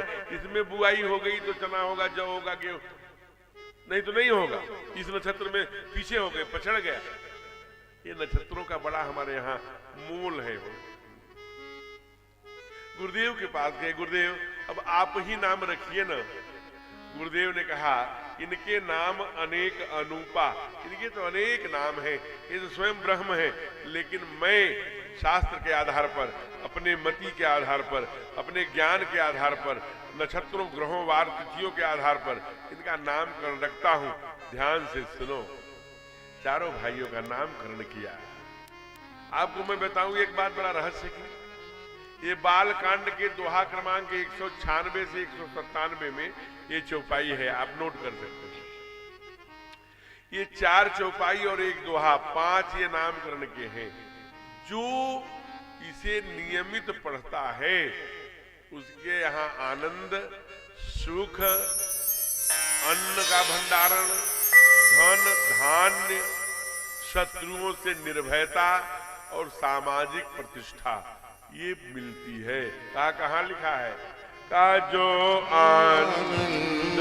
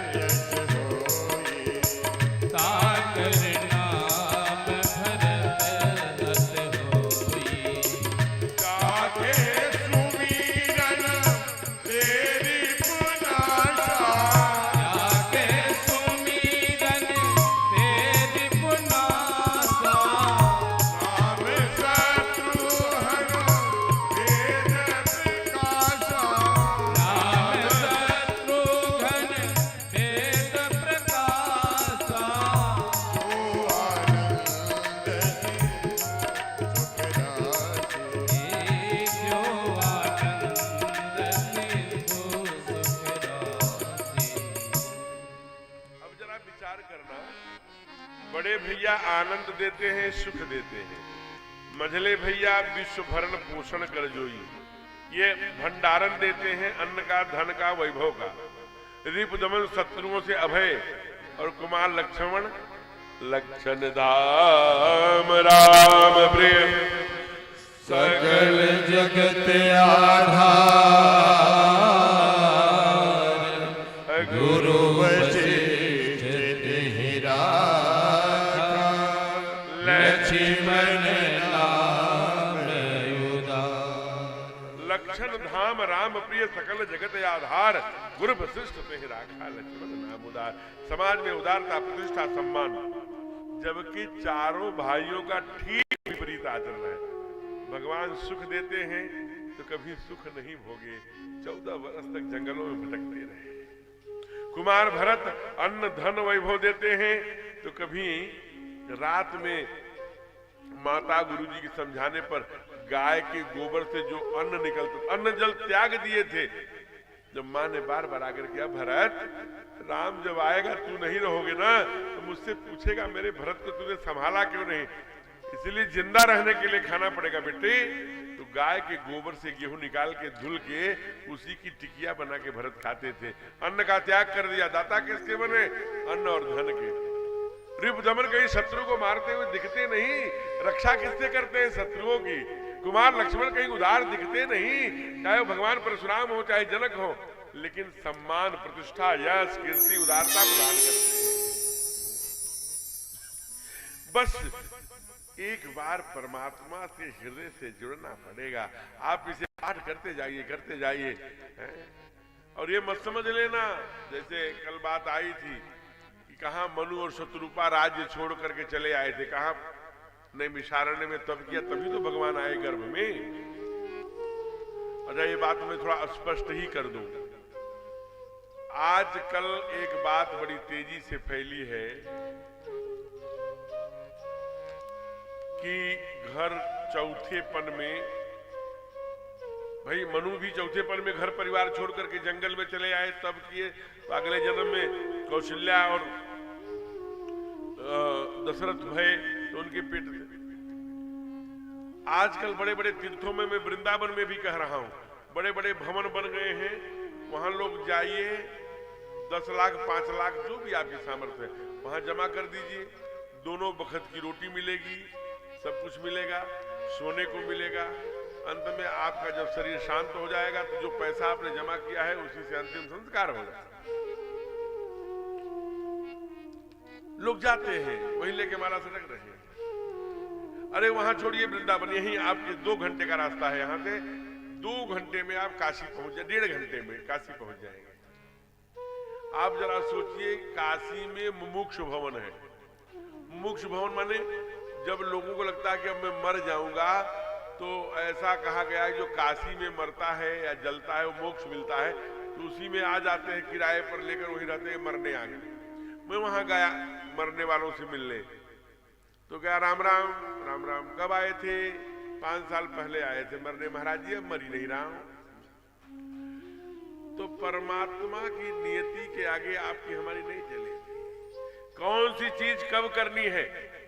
महाराज जी ने बता दिया कि चौथे पन नृप काननकारी, चौथे पन में जंगल में जाके तप करना चाहिए। एक बेचारे बूढ़ी बूढ़ा थे, उन्होंने अपनी सारी संपत्ति और बैंक का अकाउंट बेटे को और बहू के नाम करके कहा, बाबू होली बाद 3 मार्च को होली है, 4 मार्च को, 5-6 मार्च में हम वृंदावन चले जाएंगे, वहां 5 लाख रुपया दे देना, जमा कर देंगे, उसी ब्याज से हम लोगों को रोटी मिलेगी, हम लोग माला सटकाएंगे, भजन करेंगे और बिहारी जी का दर्शन में घूमते रहेंगे। अच्छा अच्छा ठीक है बाबूजी, 5 लाख केवल? अरे भाई आप 10 करोड़ दे रहे हो तो 5 लाख रुपए देने में क्या? एक होली नहीं कई होली बीत गई, बाबू दे नहीं रहे पैसा। जब मांगते हैं 5 लाख दे दो, कहते हैं बाबू वो तो वही पहली रोटी खाने वाले हैं, इसलिए गाय जैसे। क्यों? मम्मी पापा पैसे मांग रहे हैं। बाबू पैसे कहाँ? जहर खाने के लिए पैसे नहीं। अच्छा, माताओं का असली चेहरा, मैं यहाँ की बात नहीं कर रहा हूँ, पश्चिम का असली रूप तो तब दिखा जिन घरों की माताएं कहती थीं कि हमारे पास जहर खाने के लिए भी पैसे नहीं है, जब मोदी जी ने नोटबंदी किया तो उनके बाक्सों में, उनके पर्सों में, अरे बाप, वो डायरेक्ट नहीं बदलवाती थी, पड़ोसी बच्चे को बुलाकर जाओ किसी ठेकेदार के यहाँ से बदल के ले आओ। इसलिए कई नहीं पैसे नहीं है, और इतनी बुरी हालत हो गई उनकी कि दाल बनती थी, दाल में एक भी दाल नहीं, पानी। चाय आता था तो केवल पानी और थोड़ी शक्कर डाल दिया, चाय लाल। पतले दुबले दोनों साल भर में हो गए, कांटे की तरह सूख गए। फिर कथा हुई, महाराज जी आए, कहे थे कि चौथे पन में मनु और शतरूपा जंगल में जाकर के तप किया था, अभी पूछते हैं। पहुंच गए दोनों कांपते हुए। क्यों महाराज, आप बताए थे, पिछले साल आए थे कि मनु और शतरूपा जाकर नैमिषारण्य में तप किए थे, तो उनके घर में भगवान आए थे, उनका सुख से जीवन बीता था, यहाँ तो दुख आ गया। क्या दुख आ गया? कहा कि हम लोगों ने सब जमीन पैसा अपने बेटे और बहू के नाम से 5 लाख नहीं दे, 1 रुपया नहीं दे रहा है, भोजन भी नहीं दे रहा है, पानी वाली दाल, पानी वाली चाय, एकदम चावल सूखा, कैसे जाए गले के नीचे, रोटियां दांत से काटते रहो। तो कहा पागल बने हो, कब की बात बताई थी हमने? मनु शतरूपा कब थे? कहा त्रेता में। कहा ये क्या है? कहा कलयुग। तो कहा त्रेता की बात कलयुग में करोगे, एक्सपायरी डेट की दवा खाओगे तो रिएक्शन होगा कि नहीं? तो महाराज जी मैं सब नहीं जानता, कुछ उपाय बताइए। कहा चलो अब आए हो तो एक उपाय बताते हैं। क्या उपाय? अरे पंडित जी वो लाइए थाल, तो जो वो आरती दिखा रहे पंडित जी, उनसे थाल मंगवाया, ले आओ यहाँ से। थाल ले आए। थाल में से महाराज जी ने एक वो मुट्ठी अंजलि भर के सिक्के माँ को, अरे नहीं महाराज जी इतनी दया मत करिए, हम आपसे नहीं लेंगे। अरे नहीं, तुमको दे नहीं रहे, उपाय बता। उपाय? क्या उपाय? कहा तुम्हारे घर में कोई बॉक्स है, संदूक की है, कोई पेटी है? माँ के आंखों में आंसू आ गए, पुराने दिन याद आ गए। हाँ, जब मेरी शादी होके आई थी ना, तो मेरी मम्मी ने एक बहुत सुंदर पीतल की संदूक की बॉक्स दिया था। ओहो, है ना? हाँ। कहा एक काम करना, ये जो मैं 10-12 सिक्के दिया हूं उसी संदूक में डाल देना, और कुछ कंकड़ पत्थर डाल देना, कुछ और डाल देना, शीशे विशे। जब बहू पहली, तुम्हारे बहू बेटे जब पहली नींद सोवे, तभी यही संदूक उठाना और बाप रे पटक देना, और पटक के गिनना 1 2 3 4 5 200 500 5000 10,000 50,000 64 50,000 65 तक जाना। इससे क्या होगा गुरुदेव? अरे करना तो। तब तक बाबा पूछे हमको क्या करना होगा महाराज? कहा आपको केवल एक बात बोलना है। कहा क्या गुरुदेव? कहा आपको बोलना है जल्दी जल्दी रख, अभी बहू बेटे जग जाएंगे, छिनवावेगी क्या? कहा ठीक है। अब वो रट लिए दोनों काम। अब आ गए, देखने लगे बहू बेटी कभी किचन में बहू जाए, कभी बेडरूम में जाए। किचन आजकल तो वो साधु वाला कपड़ा पहना, वो पूरा एक तरफ यहाँ से पहन लीजिए पैर की तरफ, वो कपड़ा पहन के कभी किचन में जाए, कभी पति जी के बेडरूम में, फिर किचन में। और इधर ड्यूटी से आए बेचारे थके वके, 2 रोटी खाए, सो गए। अंत में किचन से आई, अभी लेट करके मोबाइल चला रही थी। 12 बजे तक चलाती है, 12 बजे तक मोबाइल खींचेगी। क्या देख रही है? वो नई वाली है तो मोबाइल। उसी समय बूढ़ी मैया ने उठा करके धड़ाम से संदूक और गिना 1 2 3 5,000 10,000 20,000 40,000 50,000 64 50,000 65 तक महाराज बताए थे गिनी। बाबा बोले चुपचाप रखो, छिनवावेगी क्या? अब बहू के कान खड़े हो गए, और उसी समय बाबू मने अपने पति का बांह पकड़ा। सुनते हो? उठो उठो। क्या है? क्या उठे? अभी मैं सोया। अरे क्या हो गया? चोर आ गए क्या? अरे चुप रहो, चोर आ गए, चोर आ गए। सबसे बड़े चोर तो तुम्हारे माता पिता हैं। मेरे माता पिता? क्या हो गया? कहा 50,000 पैसे तक तो मैंने कान से सुना, पुरानी सोने की गिन्नियां तुम्हारी मां रात में समेट रही थी। ओहो, तो मैं क्या करूं? तुमने तो सब गड़बड़ कर दिया। 5 लाख देती गिन्नियां हम ही को देके जाते। तुम चिंता मत करो, अगर हम गड़बड़ किए हैं तो ठीक भी मैं ही करूंगी। कैसे ठीक करोगी? अब कल होगा तो देखना। सुबह हुई, अभी 8, 8:30 नहीं बजा था कि अपने बेटे और बेटियों को भेजा। दोनों पता नहीं क्या सिखा के भेजा होगा। गए, दादी माँ, बाबा बाबा, मम्मा ने पूछवाया है जलपान में मूली के भरुआ पराठे खाएंगे कि गोभी के? ओहो, बाछे खिल गई। बढ़िया देसी घी में मूली के, गोभी के पराठे लगे, चकाचक आने लगा। बढ़िया देसी गाय में एकदम दूध में लगी हुई मलाई वाली चाय। अब वो 6 महीने में ही तंदुरुस्त हो गए। लेकिन कोई अमर होके तो आया नहीं, एक दिन मरना है।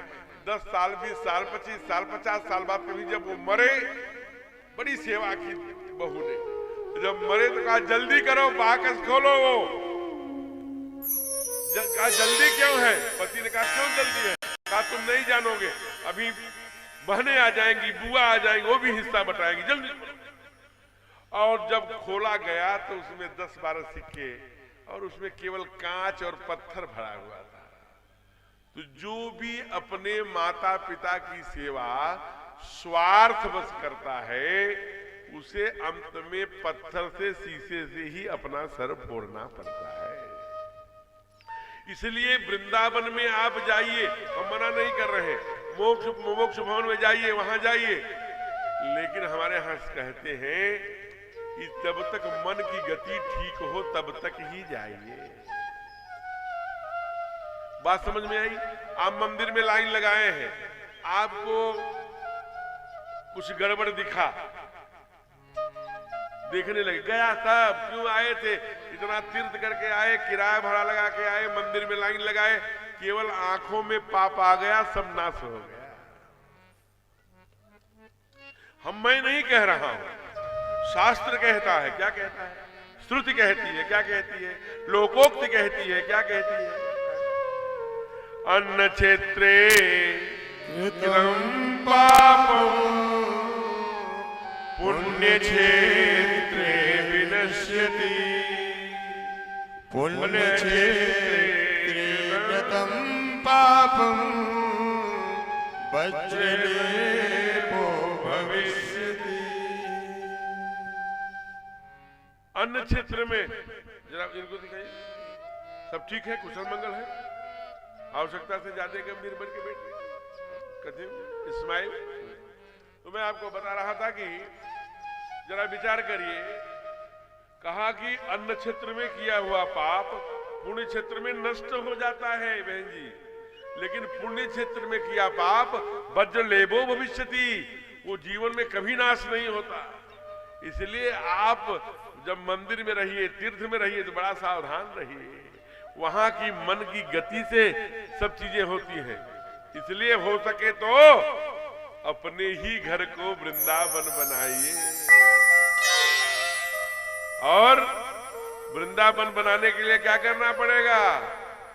बाप के बाल गोपाल, भाइयों में प्रेम, ननद में, देवरानी जेठानी में जब प्रेम बढ़ेगा न हो, तो आपका घर वृंदावन हो जाएगा। आप जरा सोचिए, छोटे भाई के यहाँ सत्यनारायण की कथा हो, विवाह हो, और सगे भाई न जा रहे हो। हमारे घर में हमारी बिटिया की शादी है, हमारे भाई, हमारी भाभी, हमारी बहू अगर उत्सव में नहीं है, वो उत्सव किस काम का? घाटा सह लीजिए। क्या लेके आए थे, क्या लेके जाएंगे? अगर थोड़ा वो जमीन ज्यादा मांग रहा है, दे दीजिए। पैसा ज्यादा दे दो, प्रेम बनाए रखो। एक ही गर्भ से आए हो, अगर प्रेम रहेगा ना। इसलिए वृंदावन माने का प्रेम ही तो। ब्रज के लोग कहते हैं कि वृंदावन जाऊंगी सखी। क्यों? जब यह क्षण आ जाए परमात्मा के लिए खाना पीना भोजन पानी सब छूट जाए। क्या कहते हैं? ओ मेरे उठे पीर सखी, ओ वृंदावन जाऊंगी, ओ मेरे उठे विरह की पीर सखी, वृंदावन जाऊंगी, मेरे उठे विरह की पीर सखी, वृंदावन जाऊंगी, वृंदावन जाऊंगी सखी बरसाने जाऊंगी, वृंदावन जाऊंगी, सखी बरसाने जाऊंगी। बाज मुरली जय हो। बाज मुरली जमुना तीर सखी, वृंदावन जाऊंगी, भज मुरली यमुना तीर सखी, वृंदावन जाऊंगी।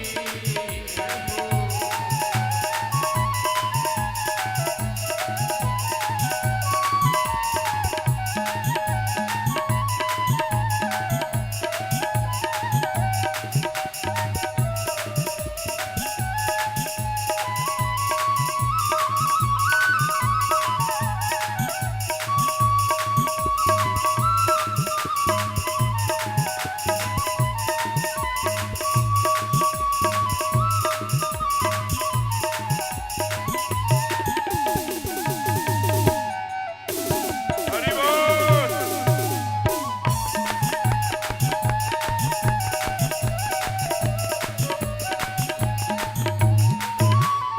छोड़ दिया मैंने भोजन पानी श्याम की याद में, छोड़ दिया मैंने भोजन पानी श्याम की याद में, छोड़ दिया मैंने भोजन पानी श्याम की याद में, छोड़ दिया मैंने भोजन पानी श्याम की याद में। तोहे कैसे हो। तोहे कैसे दिखाऊं दिल चीर सके, वृंदावन जाऊंगी, तोहे कैसे दिखाऊं दिल चीर सखी, वृंदावन जाऊंगी, वृंदावन जाऊंगी, सखी बरसाने जाऊंगी, वृंदावन जाऊंगी, सखी बरसाने जाऊंगी। बाजे मुरली जय हो। बाजे मुरली जय हो। बाजे मुरली जमुना तीर सखी, वृंदावन जाऊंगी, भज मुरली यमुना तीर सखी, वृंदावन जाऊंगी। मेरे उठे वृंदावन जाऊंगी। प्रेम से बोलिए श्री धाम वृंदावन की। जय। जो ही गीत गाया गया वृंदावन जाऊंगी सखी वृंदावन, वैसे ही समिति का पर्चा आ गया। बस वृंदावन पहुंच गए। अब आप थोड़ा मेरी भी सुनिए। हमने कहा क्या क्या क्या सुनना लिख के आया है कि महाराज जी कुछ हमारे अतिथि बंधु आए हैं, उनका स्वागत होना है, आपसे विनम्रतम प्रार्थना है, कृपया 5 मिनट देने की कृपा करें। बड़ी अच्छी बात है, 5 मिनट आदरणीय सत्यम जी को दिया जाए। उसके पहले एक बात मैं आपको बताऊं, यह कथा का संयोग अपनी जो यहाँ की अध्यक्षा है नगर पंचायत की और पूर्व विधायिका श्रीमती रूबी प्रसाद जी, उनके मन में संकल्प आया। और आपने देखा कैसे वो ग्रंथ को लेकर के अपने सर पे बहन जी लोग साथ थी उस दिन कलश यात्रा में। मैंने फोटो देखा, वो पैदल नंगे पांव चलती रही। आप जरा विचार करिए उनको क्या आवश्यकता थी इसकी। भगवान ने सब कुछ दिया, लखनऊ में फ्लैट है, यहाँ है, वहां है, पिपरी में है, दुद्धी में है, वहां गांव पर बड़ा बहुत बड़ा मंदिर बनवाया है, वहां करा सकती थी। और आपको एक बात और भी लगता होगा, अरे भाई करा तो रही है लेकिन आज चौथा दिन है, आई नहीं, पहले दिन तो आई थी।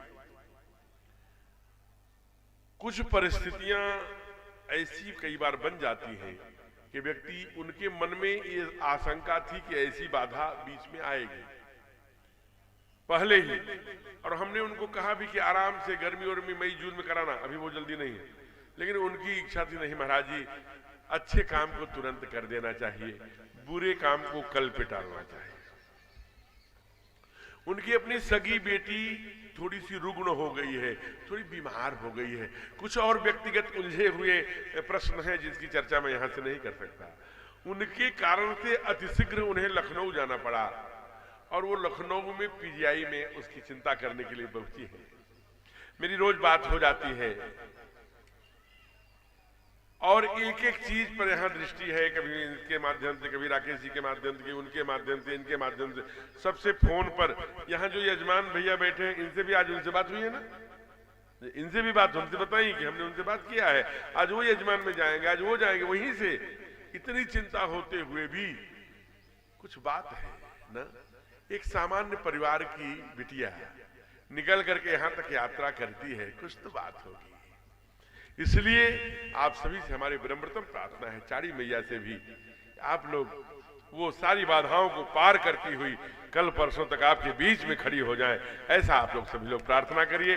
व्यासपीठ से हमको आदरणीय बहन जी रूबी प्रसाद जी के लिए ढेर सारी मंगल कामना।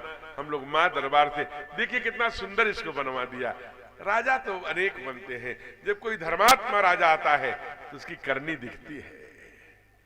जाना तो सबको है, आप जब तक यहाँ सज्जन कला के लोग रहेंगे, जब तक इस स्मृति को देखेंगे। हाँ, कोई रूबी प्रसाद चेयरमैन नगर अध्यक्षा बनी थी, तब उन्होंने निर्माण कराया था, नाम तो अमर कर दिया ना, जाना तो सबको है। इसलिए जब धार्मिक व्यक्ति बड़े अच्छे पोस्ट पर बैठता है तो धर्म दिखता है। इसलिए ऐसी बहन जी के लिए एक बार और जोरदार तालियों से स्वागत, अभिनंदन। ठाकुर जी चाहेंगे तो आज 4 तारीख 5 है, 6-7 में रात तक वो आ जाएंगी और फिर आपको 8 और 9 आपके साथ कथा में आनंद करेंगी। हो सकता है 7, 8, 9 भी रह ले, वो आपकी भावना और आपकी प्रार्थना के ऊपर है। अब मैं ये मंच कुछ देर के लिए आदरणीय जो सत्यम जी संचालक भी हैं, संयोजक भी हैं, छोटी छोटी व्यवस्थाओं में बच्चा लग करके, हमारा तो इनका बहुत, आप इनके ध्वनि विस्तारक को सामन, जब इनका ध्वनि विस्तारक लग जाता है लाउड स्पीकर, हम निश्चिंत हो जाते हैं। मुझे 17-18 वर्ष हो गया कथा गाते, मैं इतनी सुंदर ऑपरेटिंग और इतनी सुंदर स्वर, हमारे भैया गाते भी बहुत अच्छे हैं। देखिए जो भी भजन हमारे संगीत टीम के लोग गाते हैं, उसे सुरों के द्वारा कैसे अंत में है, उसका जो क्लाइमेट है कितना सुंदर कर देते हैं। तो ऐसे नाम भी है, सत्यम शिवम सुंदरम। तो सुंदरम है, आदरणीय सत्यम जी को कुछ देर के लिए माइक देते हुए भैया अपने अतिथियों का स्वागत करा लें, फिर आगे। मैं सबसे पहले अपने तमाम आए हुए अतिथियों का तहे दिल से स्वागत करता हूं और इस क्रम में हमारे बीच आदरणीय पुष्पा सिंह जी महिला मोर्चा जिलाध्यक्ष यहाँ मौजूद हैं। मैं चाहूंगा कि कृपया मंच पर आसीन हो और ठाकुर जी का आशीर्वाद और हमारे समिति की तरफ से जो ये सम्मान की व्यवस्था है। इसी क्रम में हमारे बीच अवधराज सिंह जी जो हमारे पुरान पूर्व परिचित है, जब लोग ओबरा में रहा करते थे, तो आज संजोग से बगल में ही है। तो आदरणीय अवधराज सिंह जी और पुष्पा सिंह जी महिला मोर्चा जिलाध्यक्ष, कंचन जी आज यहाँ मौजूद हैं, पहली बार सहीजन कला में हमारे चंद्रिका देवी मंदिर में उपस्थित हुई। श्रेया पांडे जी आपका भी स्वागत है, अभिनंदन है मंच पर। उषा जैन जी सभासद वार्ड नंबर 23 और अंकित मिश्रा जी शक्ति केंद्र संयोजक पाली।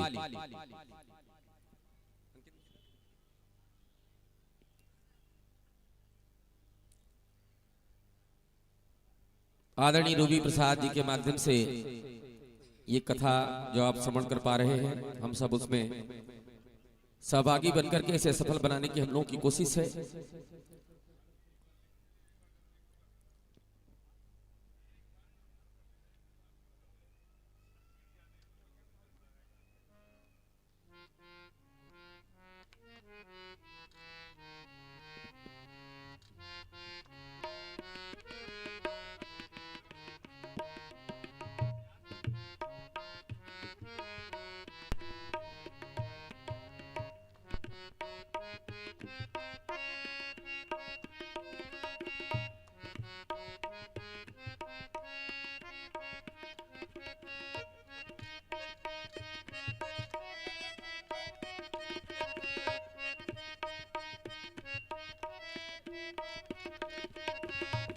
पीछे जो माताएं बहनें बैठी हैं कुर्सियों पर आकर के, आगे बहुत सारी जगह है, आगे आकर के विराजमान होइए। पीछे जो कुर्सियों पर बैठी हैं माताएं बहनें, आगे आकर के बैठ जाइए, बहुत सारी जगह खाली है। बालकनी में बैठ करके कोई ये चलचित्र नहीं देख रहे हैं, आइए सामने से बैठ करके देखिए।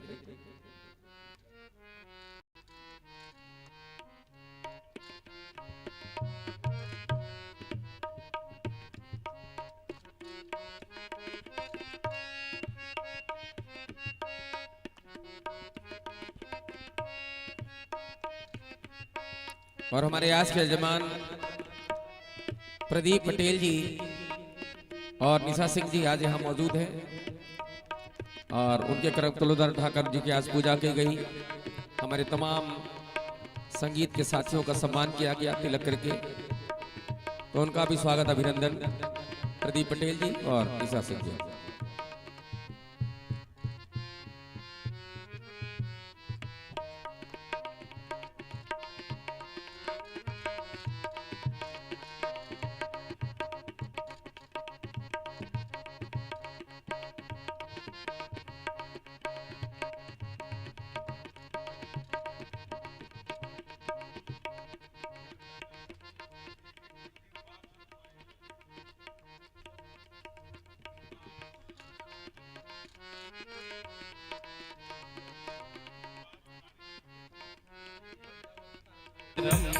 राम नारायणं जानकी वल्लभं वल्लभं अच्युतं केशवं नारायणं कौन कहता है भगवान आते नहीं, कौन कहता है भगवान आते नहीं, कौन कहता है भगवान आते नहीं, कौन कहता है भगवान आते नहीं, माँ यशोदा के जैसे बुलाते नहीं, कौशल्या के जैसे बुलाते नहीं, अच्युतं केशवं कृष्ण दामोदरं राम नारायणं जानकी वल्लभं, अच्युतं केशवं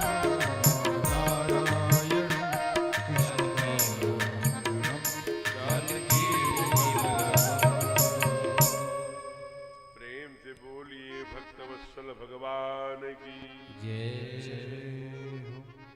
ऐसी सुंदर बाल लीला भगवान कर रहे हैं। कभी चंद्रमा मांगते हैं, कभी पूप देखते हैं, कभी कौ काकभुसुंडी जी आए हैं, उनका जूठन बड़त अजिर में सही उठाई कर खात, कभी दधि ओदन लपटाए हैं। बड़ी सुंदर सुंदर लीला कर रहे हैं। एक दिन की बात है, एक दिन चले गए, एकदम राजमहल से निकले, धूल में ले जाकर के ऐसे धूल खेत से खेलने लगे। लेकिन राजा जब भी राजमहल से निकलते थे तो उनकी एक आदत थी कि अपने बच्चों के साथ, तीनों रानियों के साथ ही दिन का प्रातः का जलपान जैसे करें, दोपहर का भोजन जैसे करें, 3-4 बजे का जो अल्पाहार है वो जैसे, रात्रि का भोजन साथ ही करते थे। इसलिए बोल पड़े क्या, अरे भोजन करते बोल जब राजा, भोजन करते बोल जब राजा, भोजन करते बोल जब राजा, आवत तजबाल समाजा, नहीं आवत तजबाल समाजा, कौशल्या जब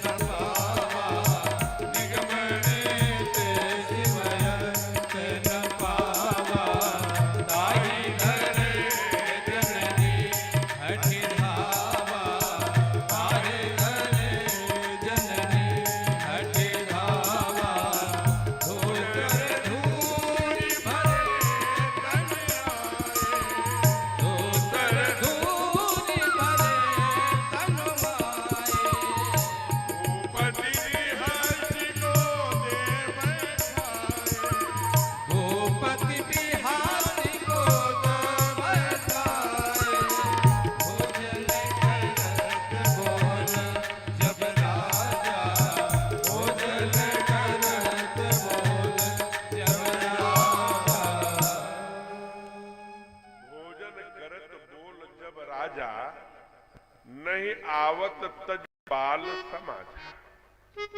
अरे राघव भोजन, नहीं मैं नहीं आऊंगा। अरे आप तो दुनिया को ज्ञान सिखाने के लिए आए हैं, आचरण सिखाने के लिए आए हैं, आदर्श स्थापित करने के लिए आए हैं, आप भी मने कर रहे हैं।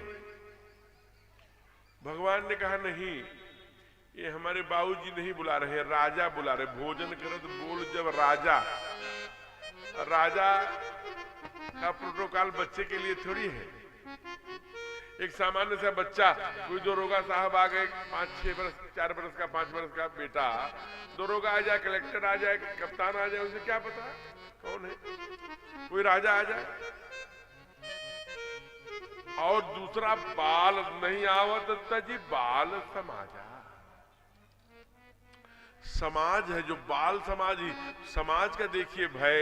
हमारे सरकार को 5 वर्ष में जिस घर के बच्चे बाहर निकलते हो, केवल बाबूजी से नहीं, गांव के लोग, समाज के लोग देखेंगे तो क्या कहेंगे? अरे ये तो हमारे दोस्त के पिताजी, हमारे ताऊ जी, हमारे बाबा जी, हमारे वो है। ये संस्कार यही राघव सिखाने आए। आप किसी भी, चाहिए छोटी जाति का, बड़ा जाति, जिस भी परिवार का कोई है, अगर बुजुर्ग है तो आप रिश्ता लगाकर बोलिए, देखिए।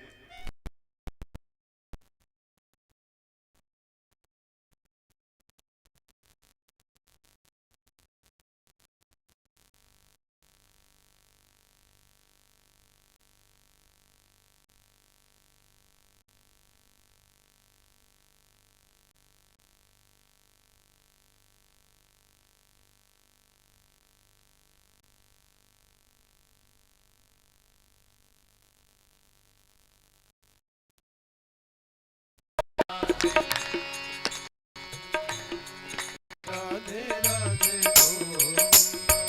गोविंद राधे। आप जब भी किसी से बोलिए तो रिश्ते लगाकर, अरे फलाने चाची, फलानी माँ, फलाने बड़े पिताजी, ऐसे नाम के साथ रिश्ता लगाइए। हैं जो बुजुर्ग हैं उनकी आंखों में आंसू, इनका बच्चा बड़ा होनहार है, जब भी कुछ बोलता है तो रिश्ता लगाकर बोलता है, सबका आशीर्वाद मिलेगा।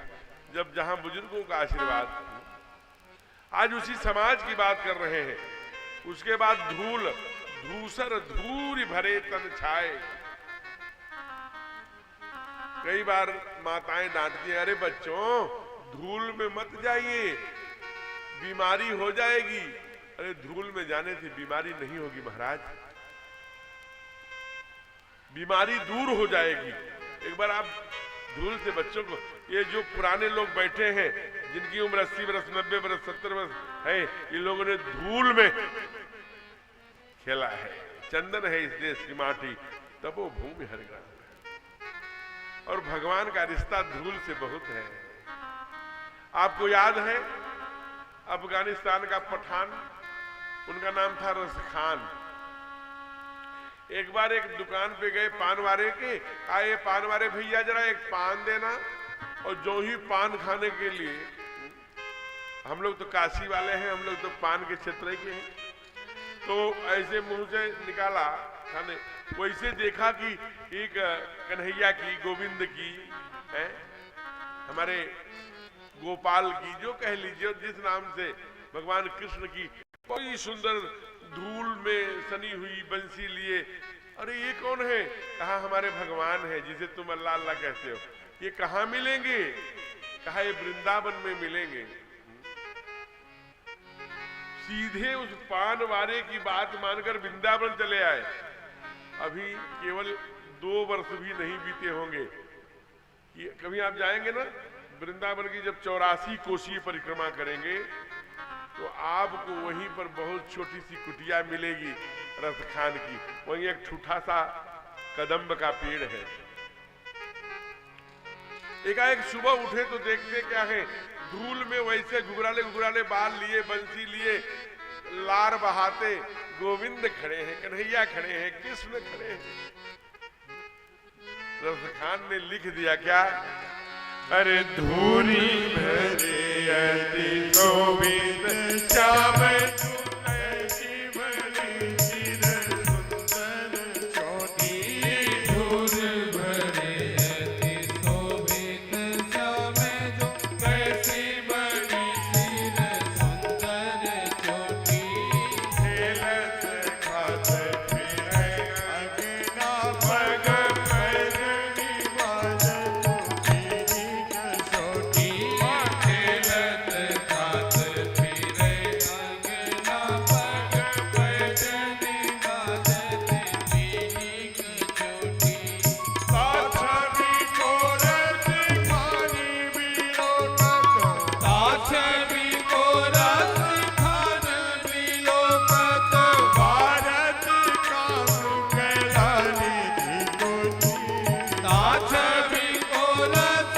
खान बिलोकत भारती काम कलाने जे कोटी गावे के भागे कहार हियो हरि हाथ तोले गयो आँख रोगी भाग्य के भाग्य कहाँ कहियो है हाथ सुने गयो माखने रोटी फूले भरे अति शोभित श्याम जो कैसी बनी सिर सुंदर चोटी कैसी बनी सिर सुंदर चोटी कैसी बनी सिर सुंदर चोटी अपनी धूल अपनी मिट्टी अपने संस्कार अपना तिलक तैसी बनी सिर सुंदर चोटी। आज बच्चों के सर से चोटियां जा रही हैं। ये चोटी हमें भारतीय विद्याओं का प्रशिक्षण दिया करती है। यह चोटी हमें अपने माता पिता के चरणों से हमें धरती मैया की मिट्टी से जोड़ कर रखती है। बड़ा सुंदर प्रसंग है। धूल अंत में मैया कहते हैं कौशल्या जब बोलन जाई ठुमक ठुमक प्रभु चले ऊपर आई हो। कहे चलो राजा बुला रहे थे, बाप ने ये तो माँ है। नहीं, कौशल्या हमारे मैया का भी नाम है, अयोध्या की राजधानी का महारानी का भी। इसलिए मेरे पीछे जो आ रही है मेरी मैया है। अभी पता लगता, कैसे पता लगेगा? कहा मैं धूल अपने मिट्टी धूल अपने शरीर पे उड़े लूंगा, और अगर माँ होगी तो तमाम सोने चांदी के तार से महारानी है, तारों से सजी उसकी साड़ी नहीं देखेगी उसका महत्व, वो हमको धूल सहित अपने हृदय से लगा लेगी। अगर महारानी होगी तो ऐसे उठाएगी। लेकिन बाबा ने कहा नहीं नहीं नहीं, निगम नेति शिव अंत न पावा, निगम शिव जिसका साधु संत हंस पर्व है, पैरम बैरागी मुन धीर जोगी संत, ये सब जिसका अंत न पावा, ताहि धरे जननी है। कौशल्या नाम हटा दिया, जननी। इसलिए धूसर धूरी भरे तन छाए, एकदम हृदय से लगा के मैया राजा जी के गोद में रख देती है। बड़ी सुंदर लीला कर रहे हैं। आगे भय कुमार जब सब भ्राता दिन जने गुरु पितु माता, गुरु गृह गए पढ़न रघुराई, अल्पकाल विद्या सब आई हो। हम अलग अलग अंग्रेजी विद्यालयों में पढ़ते हैं। पढ़िए, अंग्रेजी नहीं पढ़ेंगे तो स्वामी विवेकानंद कैसे बनेंगे? स्वामी विवेकानंद अंग्रेजी में भाषण देना था शिकागो में 1893 में, दिया कि नहीं दिया? पूरे दुनिया, केवल ऐसे नहीं, वहां जो भी खड़े होते थे अंग्रेजी में बोलते थे। लेडीज एंड जेंटलमैन, हमारे भारत से साधु गए थे, सन्यासी गए थे, उनका नाम था विवेकानंद। उनको 2 मिनट के 3 मिनट का समय नहीं मिल रहा था। संयोजकों आयोजकों से जो सनातन धर्मावलंबी थे वो हाथ जोड़ के कह रहे थे, भारत से एक सन्यासी आया है, विवेकानंद 5 मिनट का अवसर उनको भी दे देना। बड़ा मुश्किल से जब मिला तो विवेकानंद ने कहा, a American sister and brother, a American भाई एवं बहनों, केवल महाराज 5 मिनट का समय नहीं मिल रहा था। कहा 5 मिनट तक केवल ताली बजती रही। वो सन्यासी भारत का था। जरा विचार करना, आज वही हम अंग्रेजी पढ़ाइए, इसलिए अंग्रेजी की आवश्यकता है, लेकिन अंग्रेजियत उसके अंदर न घुस, हाय बाय डाय। अब बच्चे यहां तक कहने लगे हैं, यहां मुझे कहना नहीं चाहिए, अरे आप तो अपनी सुख के लिए हमें पैदा कर ले, चाउमीन खा, दुनिया के आज कहां वो, आजकल तो बहुओं की ऐसी सी, यहां भी ये सज्जन कला है, यहां ऐसे लोग नहीं होंगे, बड़ी बुरी हालत है। माता पिता के लिए समय नहीं है, 40 लाख 50 लाख का पैकेज है, बहू को लेके उड़ गए, या तो विदेश है या बेंगलुरु है, वहां है यहां है, और बहू देखने कोई नहीं गया, शादी.com से खींच लाए। आजकल एक शादी.com है, उसमें नाना प्रकार की बहुएं मिल रही। अभिनंदन, जय हो, स्वागत। सुल्तानपुर से चलकर हमारे शिष्य, हमारे यजमान बहुत सुंदर कथा कराते हैं वर्ष में। आदरणीय राकेश अग्रहरी जी, रानी अग्रहरी जी उनकी भार्या, बैठाइए सत्यम जी कहीं बैठाइए, उधर उधर उधर उधर राकेश जी, उधर वहां खाली, वो पांडे जी के बगल में।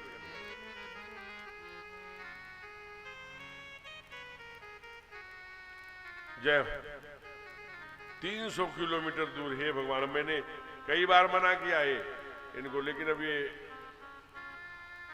जय हो देवता, विराज विराज। राकेश जी वहां के बहुत अच्छे शेठ हैं, और अभी कथा कराई थी 2 महीने पहले, बहुत बड़ी, आप लोगों ने टीवी चैनल आदि पर, इस पर यूट्यूब आदि पर देखा होगा। ये सोनभद्र की धरती पर आपका स्वागत है। तो आइए, अभिप्राय क्या है, थोड़ी अपने शास्त्र से भी अपने बच्चे को जोड़े रहिए, चाहे महीना पाक्षिक 2 महीने बाद 2 घंटे क्लास कराइए, इतना क्लास कराइए कि वो अपने शास्त्र से जुटा रहे, और शास्त्र से जुटा रहेगा तो अपने संस्कार से जुटा रहेगा, और संस्कार से जुटा रहेगा तो अपने माता पिता से जुटा रहेगा। इतना ध्यान रखना, क्योंकि हमारे सरकार जब गुरुकुल से आए तो क्या किया, अरे प्रातः काल उठ के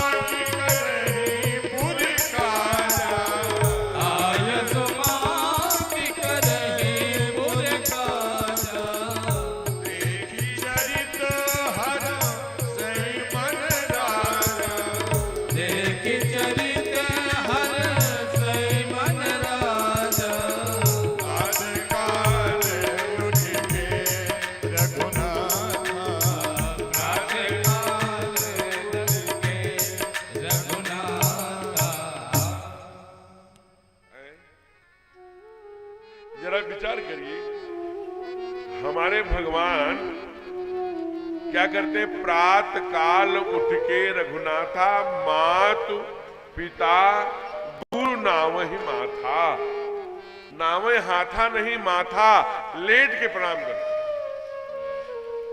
हैं। और दूसरे तरफ राक्षस क्या करते हैं, मानहि मातु पिता नहीं देवा, साधुन सन कर वावई सेवा, जिनके यह आचरण भवानी, ते जानो निशिचर सम प्राणी। अब एक प्रश्न है कि इस कलिकाल में एक प्रश्न आजकल किया जा रहा है बड़ा तेजी से, और वो बाबूजी ने अपनी पूरी संपत्ति छोटे वाले को दे दिया, बड़े वाले को दे दिया, मझले वाले को दे दिया। ये एकदम गलत है। बाप कभी भी, माता कभी भी कुपुत्रो जायेत क्वचिदपि कुमाता न भवति। एक बार बेटा तो कुपात्र हो सकता है, नालायक हो सकता है, लेकिन कुपुत्र हो सकता है, लेकिन क्वचिदपि कुमाता न भवति। मैं आपको बताऊं, एक सच्ची घटना पत्रिका में बचपन में पढ़ी थी कि एक बेटा था, वो किसी नाचने वाली से, बेश्या जिसे नाचने वाली से उसके प्रेम हो गया, शादी करना चाहता था, उसके ऊपर लट्टू हो गया, उसी के आसपास घूमता रहता था। अब देखिए, कथा कुछ क्रूर है, अलग है, सुननी पड़ेगी, और उसका भाव जो है, उसके पीछे का जो साहित्यकार या कथाकार जो है, वो छोड़ना क्या चाहता है। उस नर्तकी ने, उस नृत्यांगना ने, वो नाचने वाली ने क्या किया, कहा कि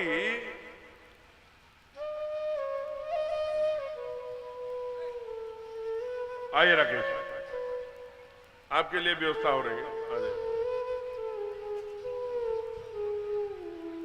वहीं पर करें भैया, राकेश जी को जरा बैठाओ। हेलो, हरिओम,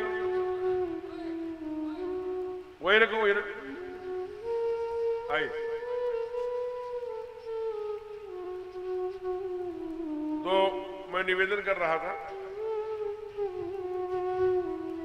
बैठ जाइए, बड़ी शीघ्रता से, जल्दी। प्रेम से बोलिए भक्त वत्सल भगवान की जय। आपको जानकर आश्चर्य होगा कि उस नाचने वाली ने कहा कि मैं आपसे विवाह तो करूंगी, लेकिन आप अपने माँ का कलेजा लेके आओगे। तो अब देखिए, छोटी सी बात क्यों कह रही है, आप विचार करें। अब वो बेटे माँ से भी प्रेम करता था, लेकिन मैं अपनी माँ से कैसे कहूं कि अपना कलेजा दे दे। कतिपय कारणों से माँ तो एक एक पल अपने बेटे का चेहरा देखती रहती है ना। आज अपने बेटे का चेहरा मुरझाया हुआ है। बेटा तो इधर कई दिन से एकदम मुरझाया हुआ रहता, बात क्या है? कहा कि बात कुछ नहीं है, बात छोटी सी है। कहा क्या? मां जाने दो। अरे बताओ तो क्या बात है? कहा कि ऐसी ऐसी घटना है, वो मुझसे शादी तभी करेगी जब मैं आपका कलेजा ले जाऊंगा। मां ने कहा इतनी छोटी सी बात, एक क्षण में निकाल के मां ने कलेजे को दे दिया। देखिए कथाकार का, कहानीकार का भाव। अभी जल्दी से उस वेश्या के लोभ में, नाचने वाली के लोभ में कलेजा लेकर के जल्दी जाऊं, दे दूंगा। और पत्थर से ठोकर लगी, ये गिर गया और कलेजा छिटक कर दूर जाके गिरा। उस कलेजे से आवाज आई, बेटा तुझे चोट तो नहीं आई? उस कलेजे से आवाज आई, बेटा तुझे कुछ चोट तो नहीं आई?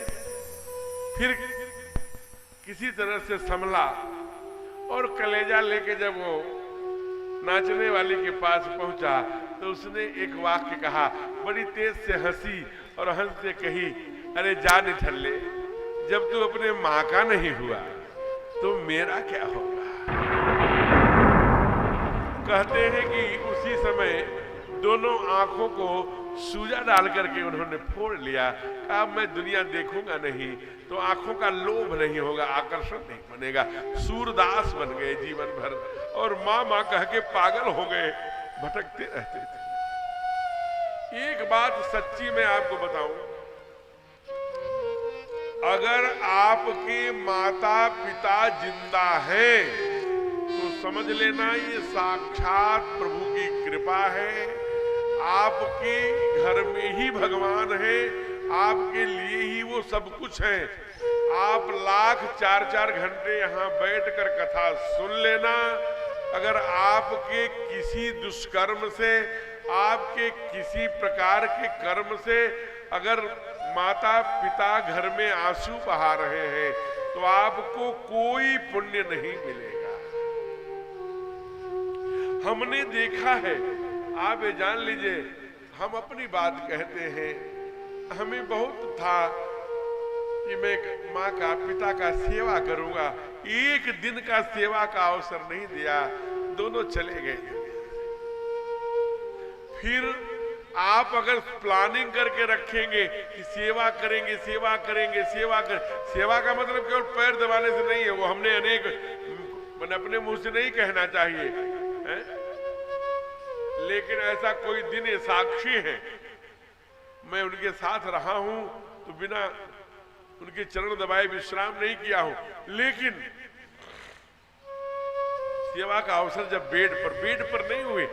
अगर आपके पास माता पिता हैं तो समझ लेना कि बड़ी कृपा है, नहीं है तो केवल फ्रेम में मिलेंगे, फोटो के आगे बैठ करके खड़े होके आंसू बहा लेना।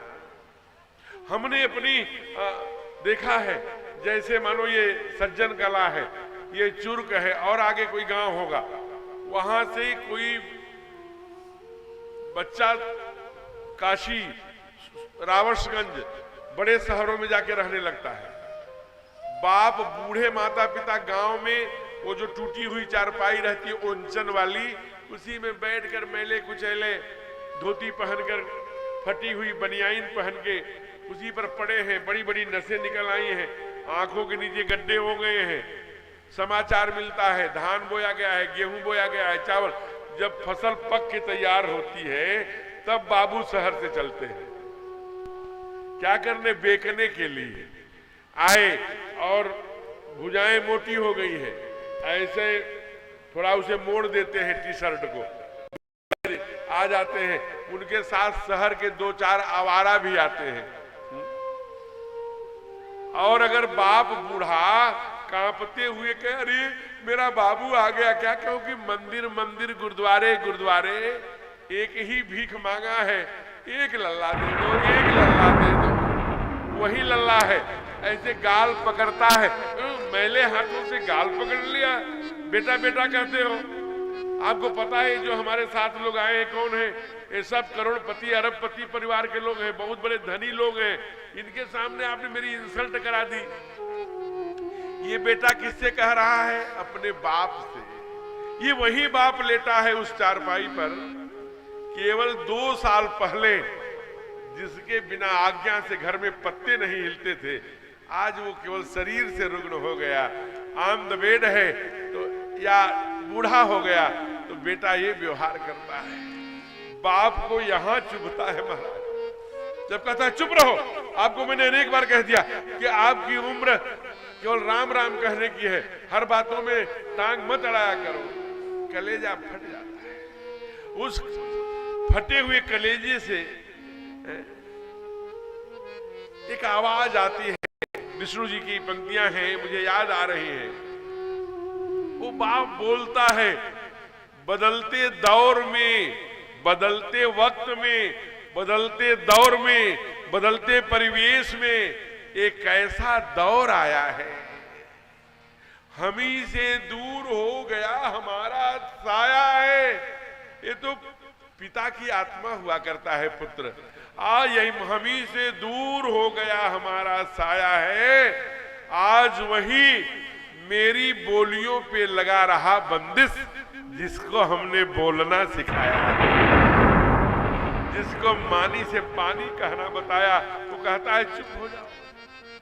एक बात जान लीजिए, एक नहीं 1000, चाहे वो महाराष्ट्र का पिंढरपुर हो, हम माता पिता की भक्ति की 1000 कथाएं आपको सुना सकते हैं। पुंडरीक नाम के भक्त हुए जो अपने माता पिता के पैर दबा रहे थे, हो उसी समय स्वयं भगवान विष्णु उनकी सेवा देख करके माता पिता की आके खड़े हो गए। पुंडरीक ने माता पिता का पैर नहीं छोड़ा, एक ईंटा सरका दिया, उसी पर खड़े रहे। जब माता पिता सो गए तब पुंडरीक जी ने कहा, प्रभु मैं आपका स्वागत नहीं कर पाया, मुझसे गलती हो गई, मुझे क्षमा करना। भगवान ने क्या कहा? कहा कि पुंडरीक अगर तुम अपने माता पिता का पैर छोड़कर हमारा स्वागत करते तो हम उसी समय चले जाते, तुम धन्य हो। ध्यान रखना, हमसे भी कई लोग यहाँ हम उतरते हैं नीचे तो कहते महाराज जी अच्छा वाला आशीर्वाद दीजिए। अरे अच्छा वाला आशीर्वाद? हम बाएं जेब में अच्छा वाला आशीर्वाद और दाहिने में बुरा वाला आशीर्वाद रखे हैं, निकाल के दे देंगे? ऐसा नहीं। माता पिता का आशीर्वाद दिया नहीं जाता, किसी का आशीर्वाद ले लिया जाता है। आप आजकल जाड़ा है, थोड़ी हींग, हल्की अजवाइन डाल करके, तेल पका करके आप बूढ़े माँ बाप के पास जाओगे और जरा उनके घुटनों में मालिश करोगे, कौन बाप कौन माँ, आह निकल जाएगी। मेरे बच्चे को भगवान सुखी रखना, अपने आप आशीर्वाद निकल जाया करता है। एक प्रश्न कर रहा हूं मैं, क्योंकि ये सज्जन कला है, करने का जी कर रहा है। ऐसे बेटा हाथ खड़ा करे, ऐसा बेटा जो चाहे नौकरी में हो, चाहे सर्विस में हो, चाहे किसानी में हो, चाहे रिक्शा चालक हो, चाहे पान की गुमती का मालिक हो, जो भी है, हर परिस्थिति में उसके माता पिता का भोजन उसी के रसोई में होता है जो उसका बेटा है। माने माता पिता का भोजन और हमारा भोजन साथ ही होता है। हम अपने बेडरूम में जाने से पहले, अपने कमरे में जाने से पहले प्रतिदिन 5 मिनट केवल माँ का और 5 मिनट पिता का चरण दबा करके ही जाता हूं। ऐसा जरा हाथ खड़ा करना। ये भगवान हाथ है नहीं, नहीं नहीं। एक लोग टोपी लगा के हाथ खड़ा कर रहे थे, बगल वाले भैया डांटे, चुप, तू कहिए कितने दिन सेवा करता है, नकली हाथ में, फर्जी हाथ मत खड़ा कर, ठीक नीचे। ऐसे हाथ देश से जा रहे हैं। एक बात जानिए, मैं आपको सचमुच में, बहुत लंबा मैं विषय को नहीं विस्तार करूंगा, एक सच्ची कथा में यही सहारनपुर की बता रहा हूं। बहुत एकदम, एक सेठ जी थे, उनके 4 बेटे थे, 4, 1 2 नहीं 4 बेटे। लेकिन जब चारों बहुएं आ गई तो पाली बंधने में एक सप्ताह हमारे यहाँ, एक सप्ताह मझली वाले के यहाँ, एक सप्ताह बीच वाले के यहाँ, एक सप्ताह बड़ी वाले के यहाँ। इतना अपमान होता था उस बूढ़े बाप का। पत्नी पहले ही खत्म हो गई थी, नहीं रहा गया। रोज जब एक दिन कहा कि मैं या तो जहर खा के मर जाऊं या तो मुझे कहीं छोड़ दो। सबने सलाह करके वृद्धाश्रम में छोड़ दिया। वृद्धाश्रम में वो गए और रहे, 80 साल में गए ही थे, 10 साल 5 साल और रहना था। एक दिन मरणासन्न हो गए तो जो वृद्धाश्रम के मैनेजर थे वो आए, कहा हे बाबा, डॉक्टर ने बताया है कि अब आप बहुत समय तक नहीं चलेंगे, आपकी कोई अंतिम इच्छा हो तो बताइए ना। बाबा ने कहा एक इच्छा है, हे मैनेजर साहब, आपने बड़ी सेवा किया है, मैं हृदय से आपको प्रणाम कर रहा हूं, लेकिन एक सेवा और कर दीजिए, हमारे चारों बच्चों को बुला दीजिए। लगा मैनेजर, सेवा हमने किया और अंतिम समय में याद कर रहे हैं अपने बच्चों को, क्या बात है। आपको जानकर आश्चर्य होगा कि वो जो बच्चे हैं, जब संदेश गया कि बाबूजी ने बुलाया है, बाबूजी की अंतिम सांसें चल रही हैं, बहू ने कहने जाओ, इतना कीड़ा है बड़ा पुकड़ेगा, मरने तो बूढ़े को। लेकिन लोक लाज समाज के लिए चारों भाई वहां वृद्धाश्रम में पहुंचे और पहुंचे, अब क्यों बुलाया है, अब तो मर रहे हो ना, अब क्यों बुलाए हो। मुस्कुराया, अभिजीत मुस्कान, क्योंकि अब जाने वाले हैं यात्रा में। अरे मुस्कुरा रहे हो, हाँ मुस्कुरा रहा हूं। मैंने तुम लोगों को इसलिए नहीं बुलाया है कि मुझे मरते हुए दया भाव से देखो, तुम्हारे दया की कोई आवश्यकता नहीं है। एक काम कर लेना। कहा क्या? कहा चारों भाई चंदा करके चाहे जैसे भी यहाँ पंखा लगा देना। अरे आप तो मर रहे हो, तुमको पंखे से क्या। आज बूढ़ा बाप मर रहा है, लेकिन आने वाले पीढ़ी को ये संदेश देके जा रहा हूं, आज तुम्हारी, आज हमारी, काल तुम्हारी। देखो बच्चों बारी बारी, पंखा इसलिए लगा देना कि जब धूप होती है तो यहाँ बहुत चुभता है, कल तुम भी यहीं आओगे, तुम्हारा भी बेड यहीं लगेगा, कि तुमको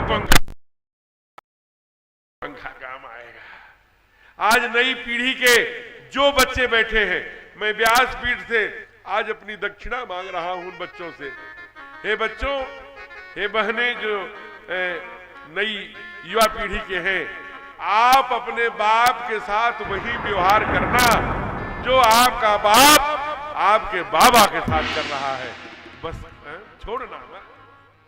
तब पता लगेगा जब सगा बेटा लात मार के भगाता है, अपमानित करता है, तिरस्कारित करता है, तो मां बाप को कितना चुभता है हो।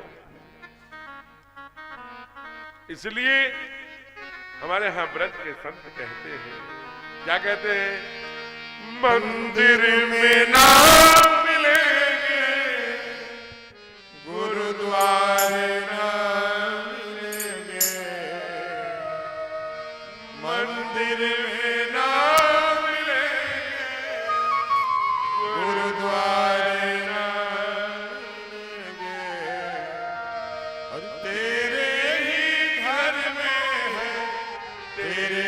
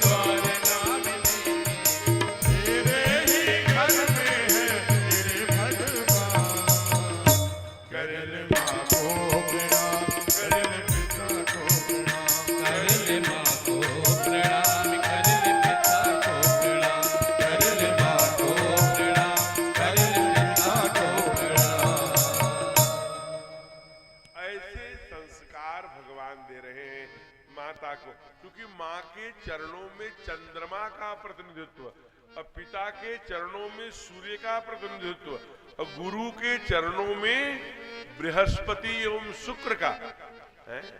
अगर आपसे आपके पिता भगवान प्रसन्न है ना, तो सूर्य ग्रहों का राजा है, फिर सारे ग्रह अनुकूल हो जाएंगे। मैया प्रसन्न है ना, चंद्रमा के समय आपकी यश कीर्ति समाज में स्थापित होगी महाराज। ऐसी बड़ी सुंदर सुंदर बाल लीला के आधार पर आचरण दे रहे हैं। उसी समय एक घटना घटी। क्या? जहां आप आज बैठे हैं ये सज्जन कला है। यहां से लगभग अधिकतम जो लोग बैठे हैं वो जानते हैं, यहां से अधिकतम 160 किलोमीटर बहुत होगा तो, या 100 सवा 100 किलोमीटर बक्सर नाम का स्थान, जब आप यहाँ से जाएंगे चंदौली, चंदौली से दीनदयाल नगर और दीनदयाल नगर से आगे जाएंगे तो बक्सर, वहां एक ऋषि रहते हैं। क्या नाम है उनका? है?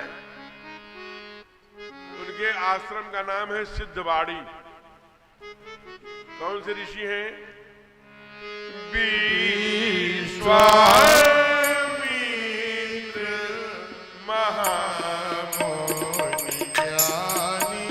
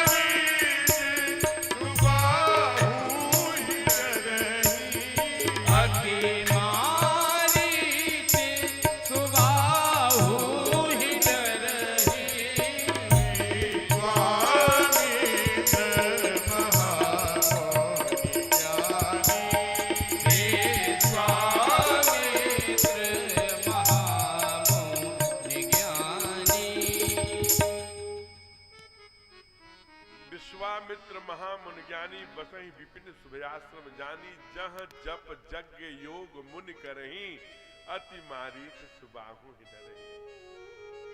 वहां मारीच और सुबाहु दो राक्षस हैं। अच्छा, ये राक्षस आप लोगों से मिले? ये राक्षस सबके पास हैं। अच्छे काम से करने से दोनों रोकते हैं। एक का नाम है मारीच जो कपट है। आगे बाबा लिखते हैं तब मारीच कपट मृग भय। यानी कपट किसे कहते हैं?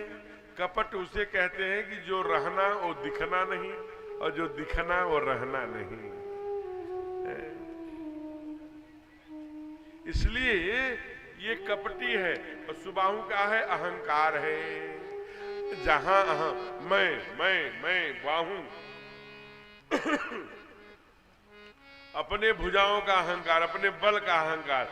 जहां अहंकार होते हैं वहां ओंकार नहीं होते। जहां ओंकार होंगे वहां अहंकार नहीं होंगे। विश्वामित्र जैसे ज्ञानी व्यक्ति के अनुष्ठान को मारी सुबाहु रोके पड़े हैं।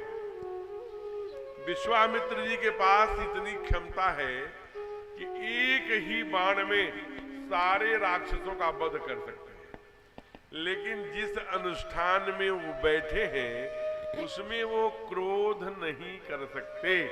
क्रोध निषेध है। इसलिए तब क्या कहा होगा? गाधी तनय मन चिंता व्यापी बिनु हरि मरहिन निश्चर पापी। गाधी इनकी ऋषि, इनके पिता का नाम है। उनके मन में चिंता हुई कि बिना भगवान के नहीं मरेंगे। ये सारे केवल मारी सुबाहु की नहीं, इस वृत्ति को नष्ट करना है, इनके अनुयायियों को नष्ट करना है।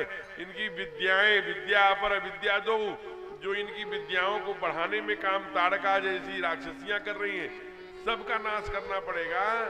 इसलिए क्या करना होगा? चिंता हुई तो उनके चेलों ने कहा महाराज आप ही कहते हैं कि चिंता से काम नहीं बनता, चिंता से चतुराई घटे, दुख से घटे शरीर, तो चिंता से कैसे? अब फिर क्या करें? कहा तब मुनिवर मन कीन विचारा हरि अवतरे हरनि महिमा।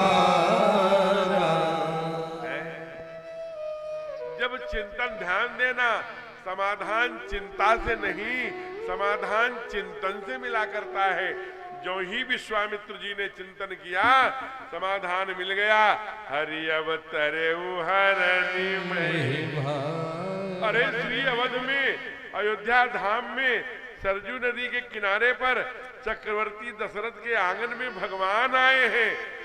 यही मिस देखूं पद जाई कर विनती आनो दो भाई। इसी बहाने जाऊंगा अयोध्या में, भगवान के पाद पद्मों का दर्शन करूंगा, फिर विनती करके प्रार्थना करके उन दोनों भाइयों को ले आएंगे और वो सब राक्षसों का नाश कर देंगे।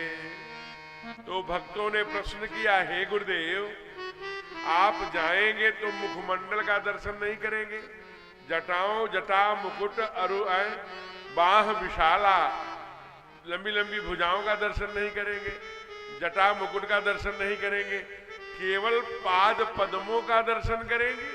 ऐसा क्या रखा है?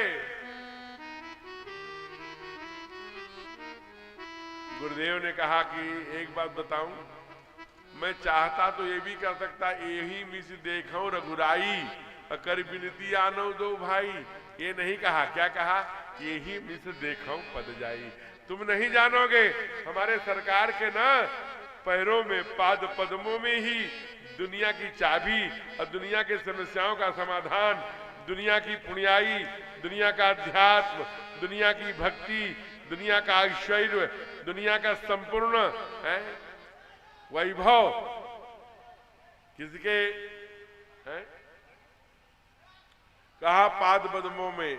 देखिए भगवान चले हैं, तुम्हारी सुबह इधर उधर भटकेंगे, उसकी चिंता मत करिए। तो वो जान गए परमात्मा आ रहे हैं, भगवान चले। देखिए अब इनको आने मत देना है, लोग जो जा रहे हैं वहीं खड़े हो जाओ, सुरक्षा के लोग यहां बैठिए, जो लोग दौड़ के गए हैं वापस में आए।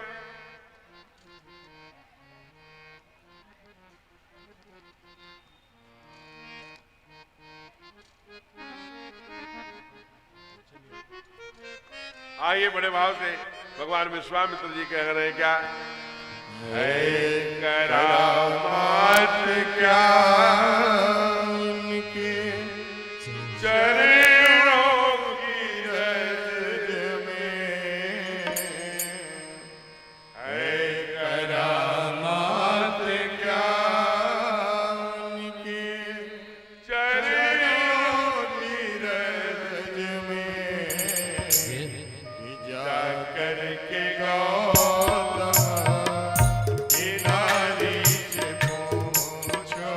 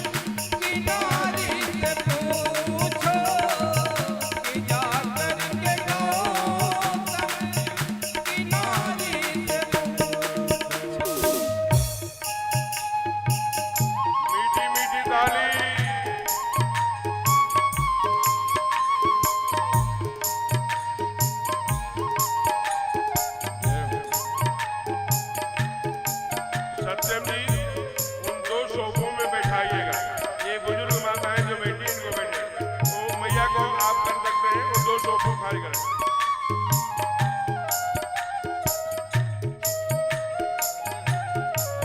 और ये हो, जय हो।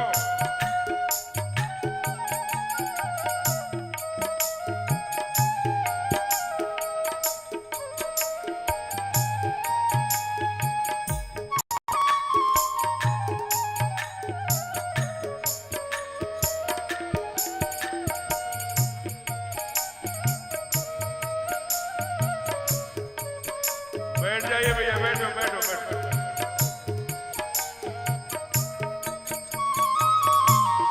क्षमाशीलता इनमें इतनी भरी है, क्षमाशीलता इनमें कितनी भरी है, क्षमाशीलता इनमें इतनी भरी है, क्षमाशीलता इनमें कितनी भरी है। बताएंगे भैगू जी, बताएंगे भैगू जी, बताएंगे भैगू जी, बताएंगे भैगू जी, सब जानते हैं हृदय इनका भावों का है कितना भूखा हृदय इनका भावों का है कितना भूखा। विदुर सबरी से बारी से पूछो, विदुर सबरी बारी बारी से पूछो, बात ज्ञान के चरणों की रज में, रामात क्या इनके चरणों की रज में। करके गौतम की नारी से पूछो, जा करके गौतम की नारी से पूछो, जा करके गौतम की नारी से पूछो। प्रेम से बोली भक्त वत्सल भगवान की। ऐसी यात्रा पूर्ण किया 250 किलोमीटर की, बक्सर से अवध पहुंचे, सरजू जल मज्जन कर गए भूप दरबार। राजा के दरबार में करने का आए हैं, करने आए हैं? यही मिस देखो पद जाई, कर विनती आनो दो भाई हो। ये दोनों भाइयों को लेने आए हैं जो विघ्न करता है, जो अच्छे काम को पूर्ण नहीं होने देते। ऐसे कौन लोग हैं? कहा मां नहीं, मां तो पिता नहीं देवा, साधु संग करवा वही सेवा। जिनके यहो आचरण भवानी, अते जानो। निश्चर हमारे सरकार क्या कहते हैं? प्रातः काल उठ के था मातु पिता गुरु नाम ही माथा, आयत मांगी करहि पुर काजा, देख चरित हर सही मन राजा। हमारे सरकार आचरण सिद्ध करने आए हैं। मातृदेवो भव, पितृदेवो भव, आचार्य देवो भव।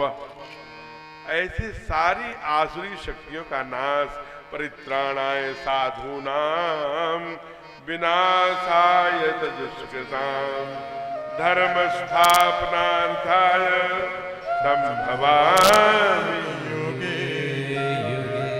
इसलिए कहा महाराज भगवान आप आते क्यों हो?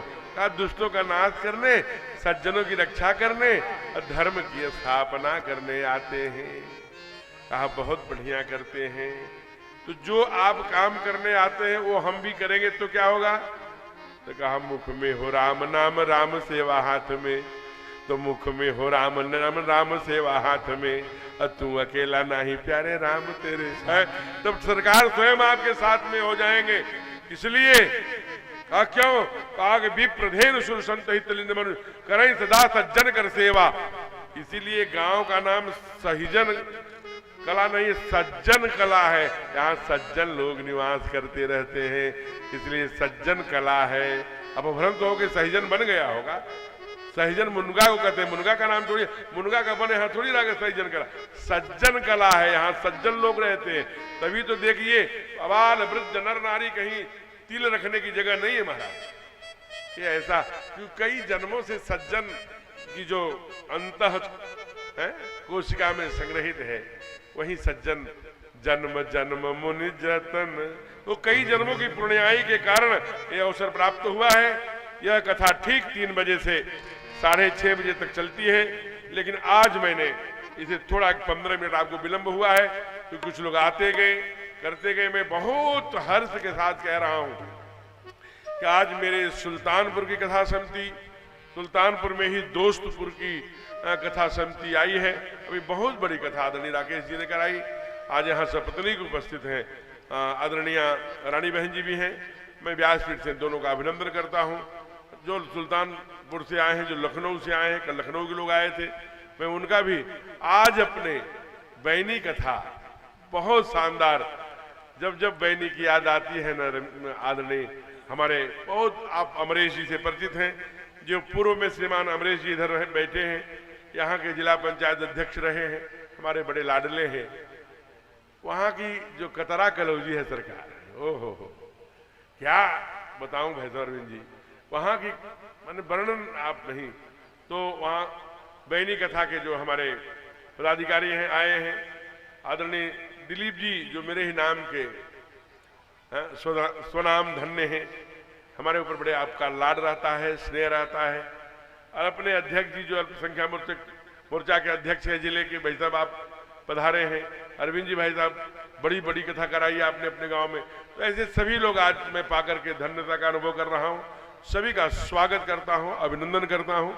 अब यह मंच आज यहाँ कथा यही विश्राम, क्योंकि जाड़े का थोड़ा बहुत जाड़ा नहीं है, अब तो फाल्गुन प्रवेश कर गया, लेकिन रात्रि हो रही है। रात्रि लेख को विश्वामित्र जी के साथ जाएंगे, भगवान राजमहल में हैं, तो जंगल जंगल भटकेंगे।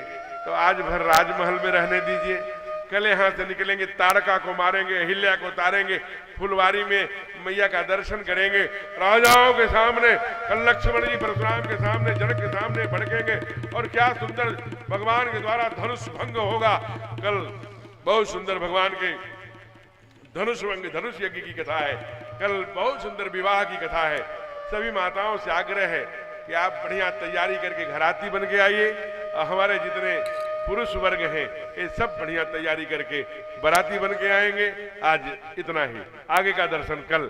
हे ईश सब सुखी हो, कोई न हो दुखारी, सब हो निरोग भगवन, धन धान्य के भंडारे, सब भद्र भाव देखे, धन मार्ग के पथिक हो, दुखिया न कोई होवे, सृष्टि में प्राणधारी, हे ईश सब सुखी हो, कोई न हो दुखारी, सुखी बसे संसार सब, दुखिया रहे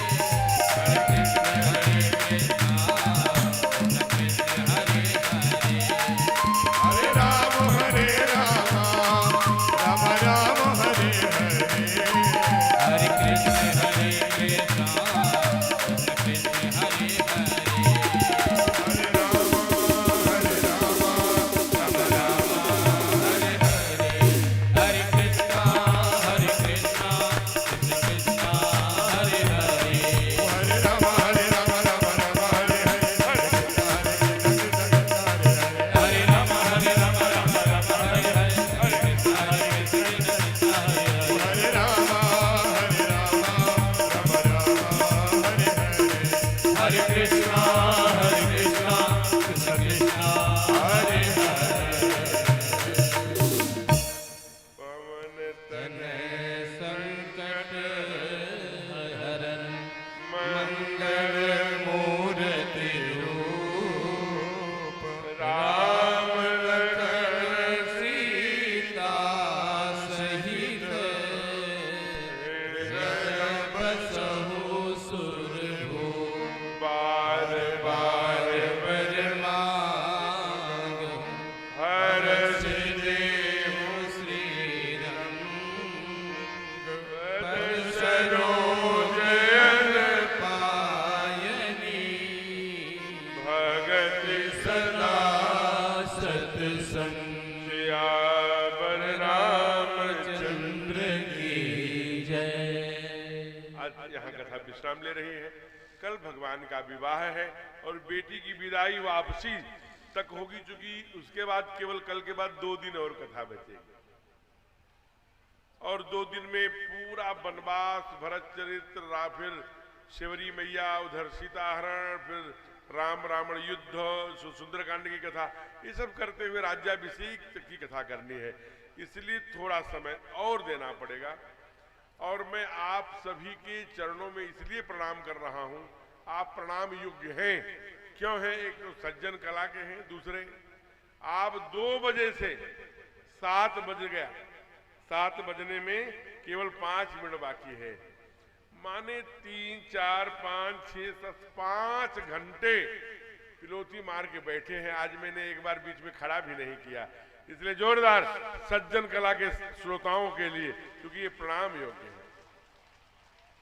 बीच में मैं रोज कुछ न कुछ बहाना करके खड़ा कर देता था तो घुटने सीधे हो जाते थे, थोड़े हम लोग नाच, लेकिन आज तो करुणा के, आज तो आंसुओं की कथा थी, इसलिए समय नहीं मिला। लेकिन आपकी धैर्यता, आपकी योग्यता, आपका जो प्यास है श्रोता के रूप में, मैं आपको प्रणाम करता हूं। अब आगे यह मंच अपने संचालक महोदय आदरणीय सत्यम जी, जो बड़े ही सभी प्रकार के कामों में बहुत ही उपयोगी सिद्ध हो रहे हैं, इनकी मेरे लिए शुभकामना है। आए हुए हमारे अतिथियों का सम्यक परिचय के साथ वो बुलाएंगे। हमने तो केवल ऐसे ही संक्षिप्त में बताया, ये सादर समर्पित। फिर आप आरती करके, आज प्रसाद में क्या है भैया?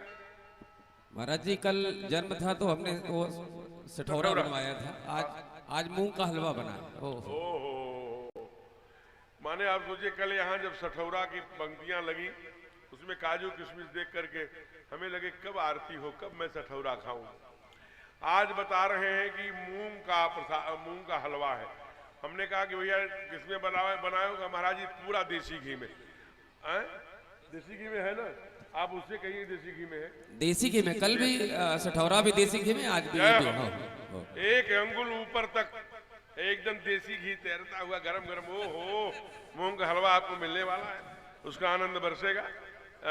ओह, ये हमारे दास साहब भोग लगाने के लिए ले आए हैं, इसकी छवि आप देख लीजिए। हमारे हनुमान जी पा रहे हैं, इसके बाद वहीं आप लोगों को पाना है। महाराज जी रखिए। अब ये मंच आदरणीय सत्यम जी के लिए जितना जल्दी हो सके परिचय कराइए, क्योंकि हलवा दिख गया है। हमारे बीच आए हुए आदरणीय दिलीप चौबे जी, मंडल अध्यक्ष, आपका हार्दिक अभिनंदन है। आदरणीय अमरेश पटेल जी, पूर्व जिला पंचायत अध्यक्ष, पूर्व परिचित भी हैं आपसे।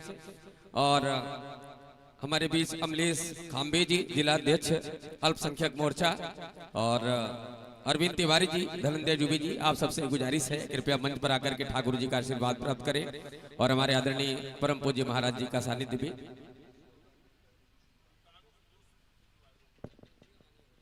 और आदरणीय राकेश जी और रानी अग्रहरी जी, जो सुल्तानपुर से हमारे बीच आए हुए हैं, हमारे मेहमान, आप भी मंच पर आए और ठाकुर जी का आशीर्वाद और साथ ही महाराज जी का सानिध्य भी प्राप्त करें। तो एक बात आज मैं महाराज जी दृष्टांत कर रहा हूं, मैं कहना चाहूंगा अपने अच्छा, फिलहाल हमारे तमाम आए हुए तमाम गेस्ट जो हैं, अतिथि हैं, उनका हार्दिक अभिनंदन है मां चंद्रिका देवी सेवा समिति की तरफ से। अरे उनको नहीं बुलाया भैया? राकेश जी और रानी अग्रहरी जी, हाँ प्लीज, आपका भी स्वागत अभिनंदन है।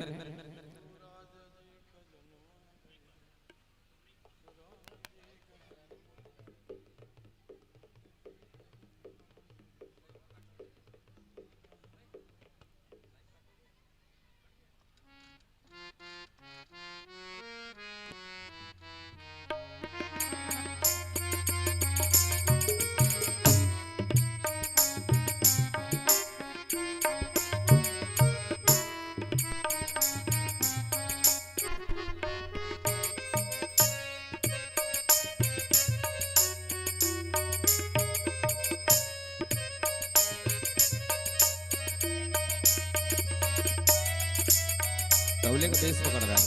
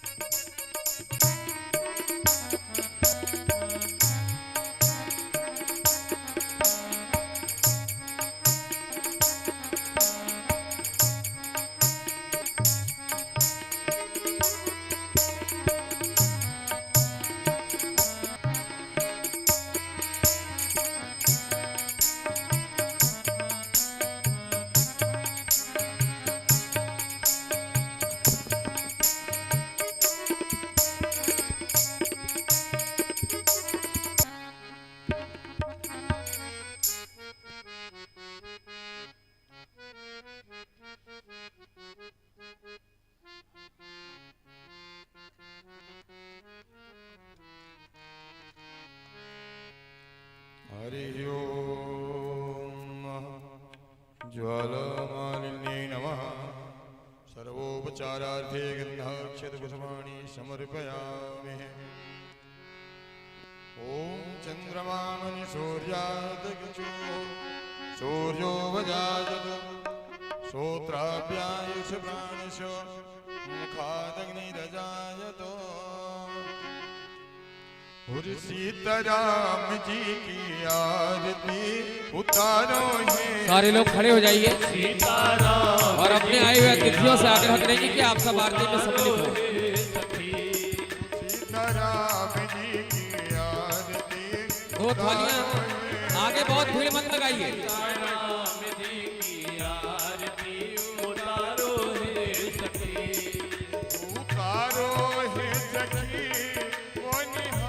बच्चे आगे नहीं आए। हाँ उतारो हे सखी, हाँ निहारो हे सखी। बच्चे पीछे रहे। सीताराम जी की आरती उतारो है सखी। सीताराम जी की आरती उतारो हे सखी। केरा के राम बबुआ के केरा के लक्ष्मणा। केरा के राम बबुआ के केरा के लक्ष्मण। केरा के राम बबुआ के केरा के लक्ष्मणा।